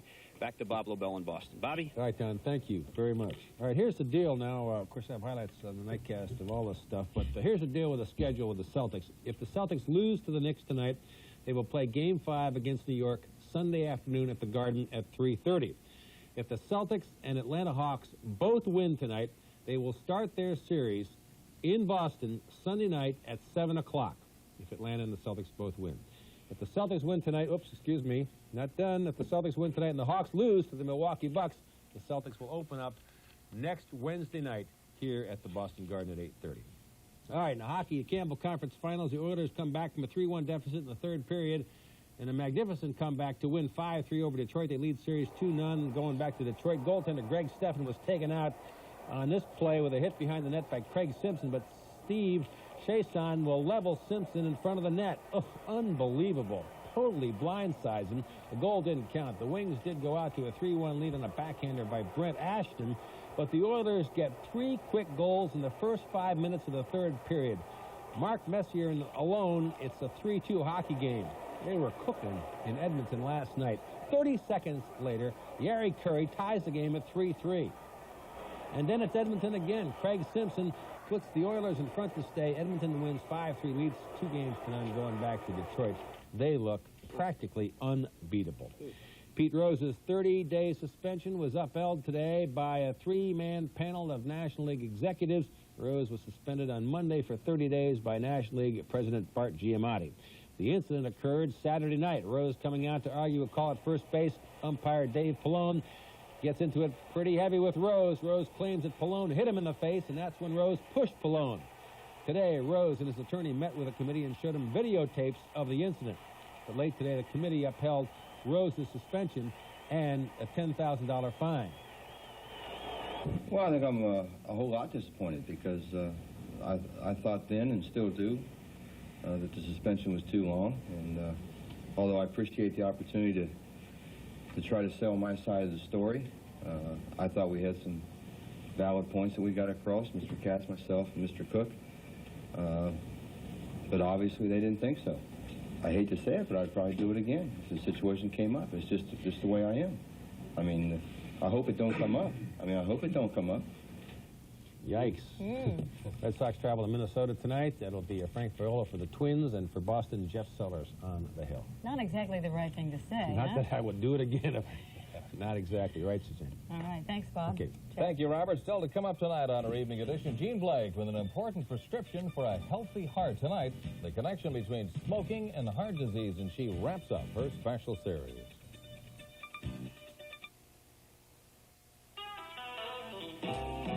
My wallet's feeling quite a dent, 'cause some things are covered just 80%. I got the Blue Cross Blue Shield Blue. Where Blue Cross Blue Shield covers you 80%, Harvard Community Health Plan covers you 100% with no deductibles. And most doctor's visits cost only $3. So ask your employer about Harvard Health. The cure for the blues, yeah. Right now, there are 4,000 brand new Oldsmobile Cutlasses headed towards New England.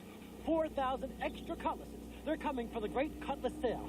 Calais, Sierras, and the all-new Cutlass Supreme. Fact is, you may never get a better deal on an Oldsmobile Cutlass, but the great Cutlass sale ends May 30th. So right about now, it should hit you. Excuse me. The cars that last a long, long time won't last long during the great Cutlass sale. You shouldn't let it pass you by. The Alvin Ailey American Dance Theater, May 3rd through the 8th at the Wang Center, Boston. Call 787-8000. Fashions for the Modern Bride, Friday at 7:30. The link between cigarettes and cancer has long been recognized, but many people don't realize that cigarette smoking also is a major cause of heart disease. Tonight, in the final part of her series, Healthy Heart, medical reporter Jean Blake explains why smoking dramatically increases your risk of having a heart attack.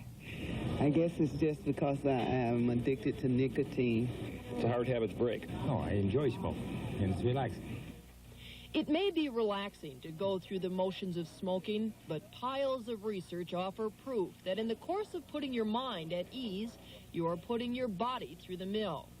Inhaling the smoke of just one cigarette, your body has an immediate reaction. The rush of toxic chemicals drives up your blood pressure. Your heart beats faster and harder. Your arteries constrict. Some of the oxygen is choked off from your heart. Your blood becomes stickier and more prone to dangerous clotting. Over the long term, the chemicals in smoke can damage the lining of your vessels, leading to the buildup of plaque, which can eventually block the arteries and make it easier for clots to form. Single. 53-year-old Bob Brennick is recovering from a heart attack. He has smoked a couple of packs a day since grammar school and enjoyed every puff. It finally caught up with him 7 weeks ago. I was just sitting around watching the television after working all day, and had eaten some pizza and had some beer. And, probably half an hour later, I tried to get up and go out and get some fresh air, and I guess I passed out. Competent help arrived quickly and stabilized Brennick, but some of his heart muscle had already died. Brennick can live with the damage, but if he has another heart attack, he may not be so lucky. Dr. Richard Pasternak, Brennick's doctor, believes smoking was a major contributor to Brennick's heart attack. Once he had the disease in his arteries, his continuing to smoke placed him at higher risk for actually developing a heart attack related to the disease in the arteries themselves. After a 10-day hospital stay, Brennick is home. His heart is on the mend. Part of his recovery, he admits, is giving up cigarettes. They lop off a hunky of your heart and tell you, well, that's no good to you anymore. I think you have to be a damn fool to say, I'm going to go back smoking. Facing death, quit. In the past, even begging from his son John wasn't enough. We're always on him, ever since we've grown up. It's a selfish habit because, one thing they don't think of is when they go, they're gone. You can't no longer sit there and say, look, you're hurting me by smoking. Even though Bob smoked most of his life, by quitting now, he can reduce his risk of another heart attack. The risk of coronary disease, or the risk of having a heart attack that's related to smoking itself disappears within 2 or 3 years after stopping smoking. Bob Brennick has this advice. Give it up and don't start. So if you're smoking, stop, and if you haven't started, don't start. Because it's you get hooked at a young age at it, and it's something that can stay with you for the rest of your life. As of just a few hours ago, Bob Brennick told me he is still successfully kicking his smoking habit. Beyond the physiological effects we've just described, experts believe smoking also lowers your level of so-called good cholesterol.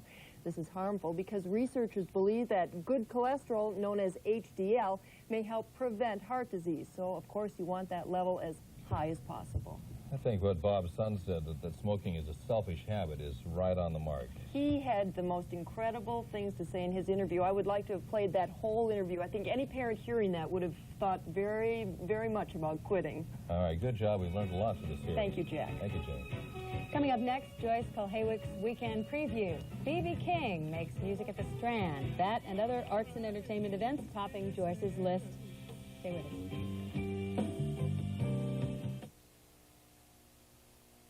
Beers keep pouring in from all over the world, but the best beer still comes from Germany. And the best German beer in America is Beck's, the #1 imported German beer.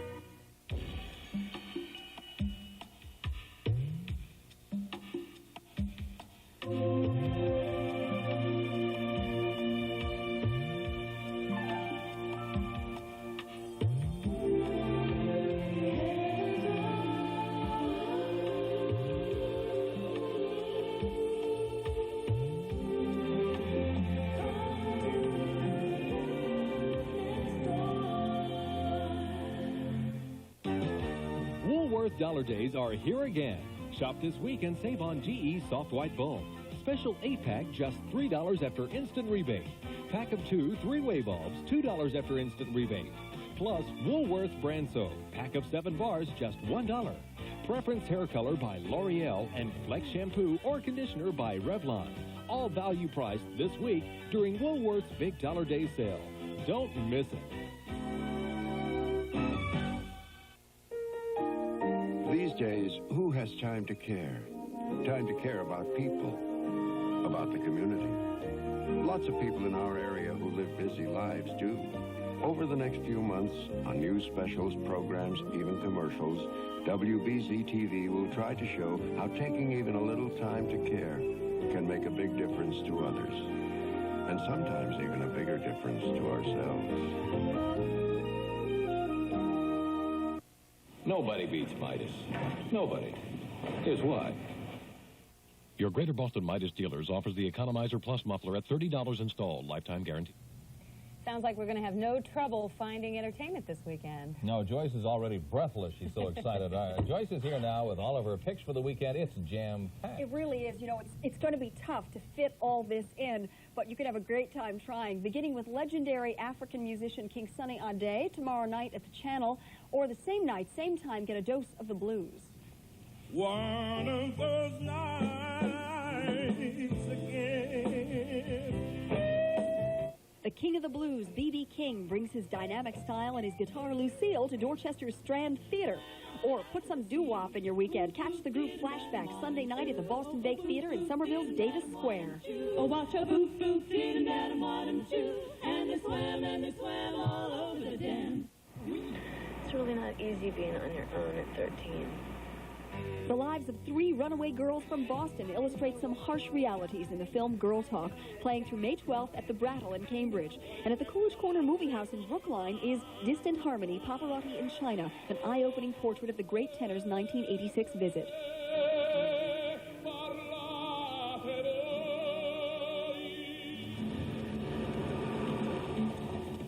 Run to the Nickelodeon cinemas for the last weekend of the Gay and Lesbian Film Festival, including the award-winning Night Zoo from Canada and Ken Russell's Salome's Last Dance, starring Glenda Jackson.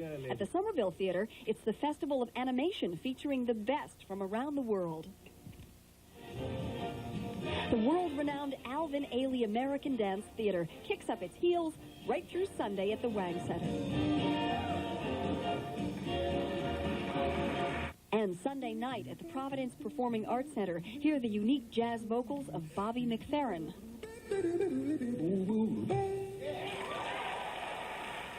How does he do that? Okay, it's Oldies Night on Saturday as the Studebaker Movement Theater Company hosts a big chill benefit. That's at the Villa Victoria Cultural Center in the South End. And tonight I am off to the movies. Salsa. It's hot. Oh, really? Maybe. I'll see. I'll let you know. All right, just tell us about that spicy treat at 11. Thank you, Joyce. Dave Murray coming up with a preview of weekend weather around the nation. And Dave will have our own local 5-day forecast. Stay tuned.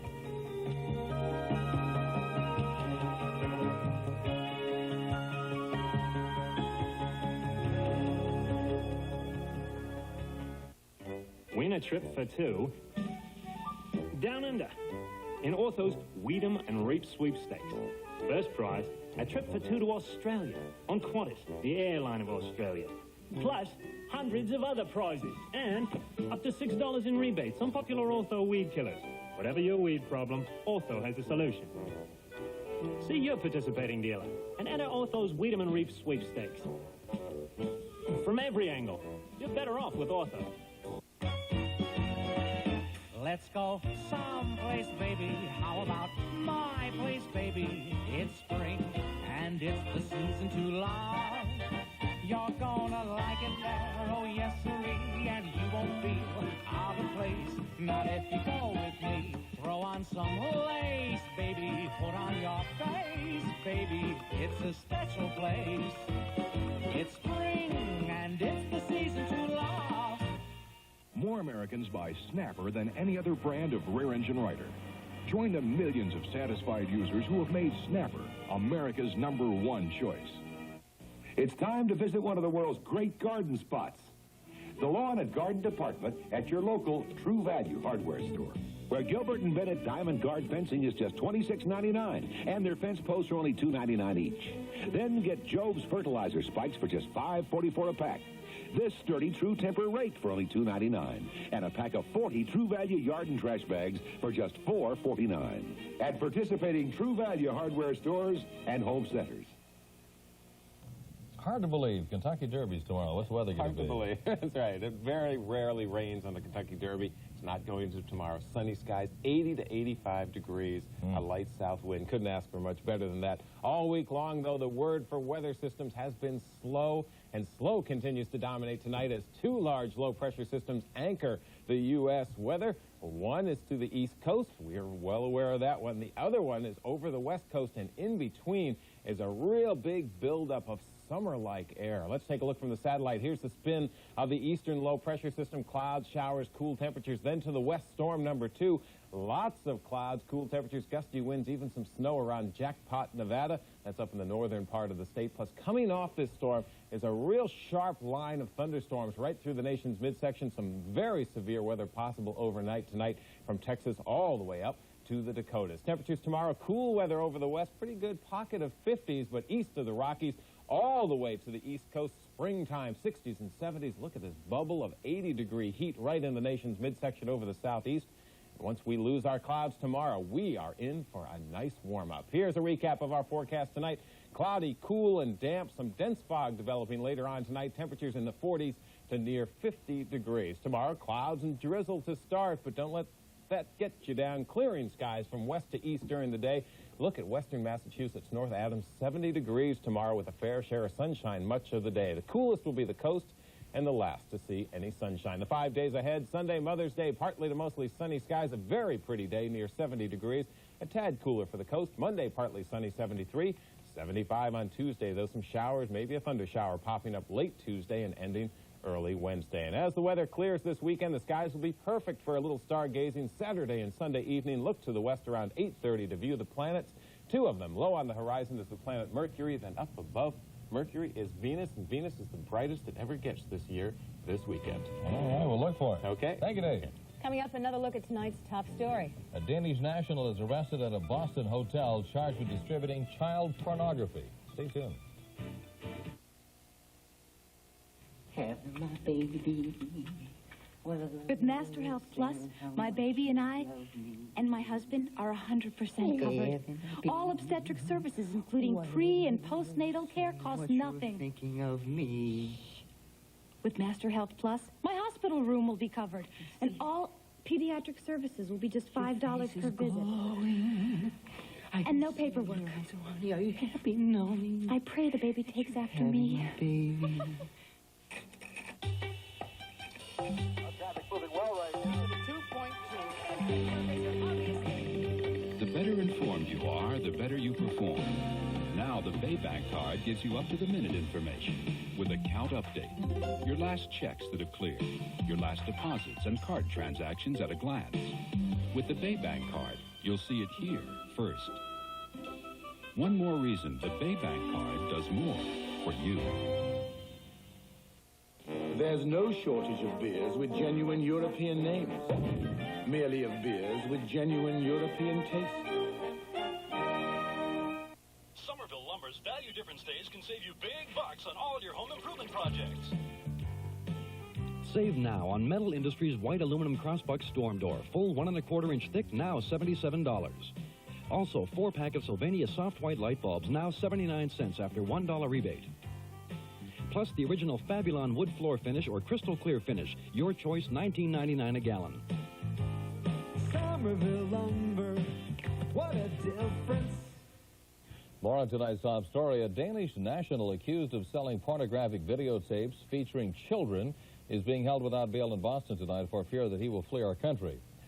During Jorgen Jensen's federal court appearance today, U.S. officials told of the year-long operation during which Jensen allegedly sent pornographic tapes to an undercover U.S. postal inspector. U.S. Attorney Frank McNamara says Jensen came to Boston Thursday on a promise of another sale of tapes. They give new meaning to the word darkness and depravity. No date is set for Jensen's arraignment. McNamara also said that Denmark did not fully cooperate in this investigation, charging Denmark is to child pornography what Colombia is to cocaine. Some of the stories we're working on for Nightcast. The GM plant in Framingham reopens on Monday. That's good news for some laid-off workers, bad news for others. Dan Ray will have that story. Should minors be allowed to rent R-rated movies? One state representative doesn't think so and has introduced a bill to protect minors. Mike Macklin will have those details. So join us tonight for those stories and more at 11. And, of course, this is a big sports night tonight. Unfortunately, Bob is already scurrying to watch all of the things, so I'll have to try to summarize. Devils playing against the Bruins in the Meadowlands in New Jersey. Great highlights of that. We got to we got to beat them tonight. Get them out of there. And that would be 2 games to 1 we'd lead. Celtics are playing the next, and Red Sox against Minnesota. Nice job. Yeah. You'll be taking over for Bob tonight. No, I don't think so. Well, we have some great highlights, though, and we'll let you know what's going on if you'd like to join us tonight on Nightcast. Have a good evening, everybody.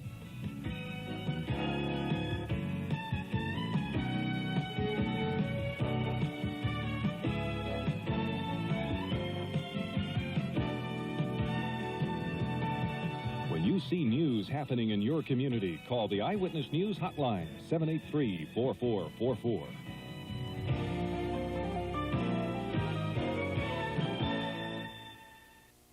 If I were in charge of Speedy Muffler King, I'd inform my staff who the boss is. The customer, the little guy, Joe Average. He should always be treated like the top dog. At Speedy, you're always treated like the boss. And if we disappoint you, you'll get your money back, plus 10% more. That's the new Speedy 110% satisfaction guarantee. Another triumph for John Q. Public. At Speedy, you're a somebody, 110% guarantee. If It's deer season now at your John Deere dealer. The biggest sale of the year. Save up to $350 off a John Deere lawn and garden tractor, $100 off riding mowers, and $40 off walk-behind mowers. Your John Deere dealer will help you make just the right choice. There are even bonus John Deere products instead of cash. Use your John Deere credit card. No payments for 90 days. But hurry, deer season ends May 31st. Visit the John Deere dealer nearest you in Millbury, Wilmington, Windham, and West Bridgewater. Remember, nothing runs like a deer. CVS is celebrating its 25th anniversary. Instead of spending a lot on a big production number, we're passing the savings on to you. But that doesn't mean we can't have fun. We kick off our 25th year of value with big bonus sizes. Free gifts with purchase. 2-for-1 specials. A whole season of savings starts this week at today's neighborhood drugstore. CVS. Siskel and Ebert take you to the movies Saturday at 7 on TV4. Good news on unemployment, but what does it mean for inflation? Poland prepares a ban on protest, and Reagan takes on Reagan over Mrs. Reagan. NBC Nightly News with Tom Brokaw. Good evening. Unemployment in America in April was the lowest it's been in 14 years, 5.4%. That, coupled with other encouraging signs in the economy, is obviously good news, but you guessed it, it may mean bad news in the form of higher inflation. We begin tonight with Irving R. Levine on this Economic Balancing Act. 16 states have unemployment rates even lower than today's 5.4%. And in the town of Katona, New York, it's probably a non-existent number. And if there's people unemployed here, it's almost by choice. The boom in jobs results mainly from the lower dollar. The dramatic improvement in new jobs and more workers is in the manufacturing area. These are industries that are benefiting from the low dollar and America's greater ability to compete in the export market. But for businesses around the country, even small ones like the Baker's Cafe in Katona, the falling unemployment rate means problems. Harder to keep up with paying salaries that are competitive, so we have to deal with a very transient workforce that comes and goes. Where labor is scarce, businesses have to pay higher wages and charge higher prices to make a profit. Where it will lead is a spreading worry. How high can salaries go that these people can maintain a vital business?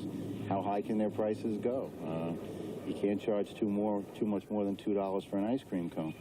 The more people there are working, the more they spend. That pushes up prices and can reignite inflation. It's up to Chairman Alan Greenspan and the Federal Reserve Board, all appointed by President Reagan, to deal with this. Traditionally, the Fed nips inflation in the bud by raising interest rates. That puts the brakes on borrowing and buying by individuals and industry. But it also puts a crimp on business and results in layoffs. So the Fed is under intense pressure not to raise rates before the November presidential election.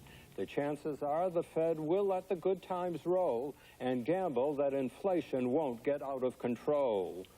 Irving R. Levine, NBC News, Washington. This surge in manufacturing jobs is especially welcome in those areas where the economic news has been pretty bleak in recent years. NBC's Jim Cummins tonight is in the Midwest, where there's the happy hum of busy factories. Red Oak, Iowa, population 6,800, is one of those places that suddenly has some new jobs. The number of people working here has gone up 8% the past year. Eveready Battery is the big employer. It has added 50 jobs in recent months, jobs that had been lost before to automation. No one likes to be replaced by a machine. We really aren't replaced by a machine. We're running the machines.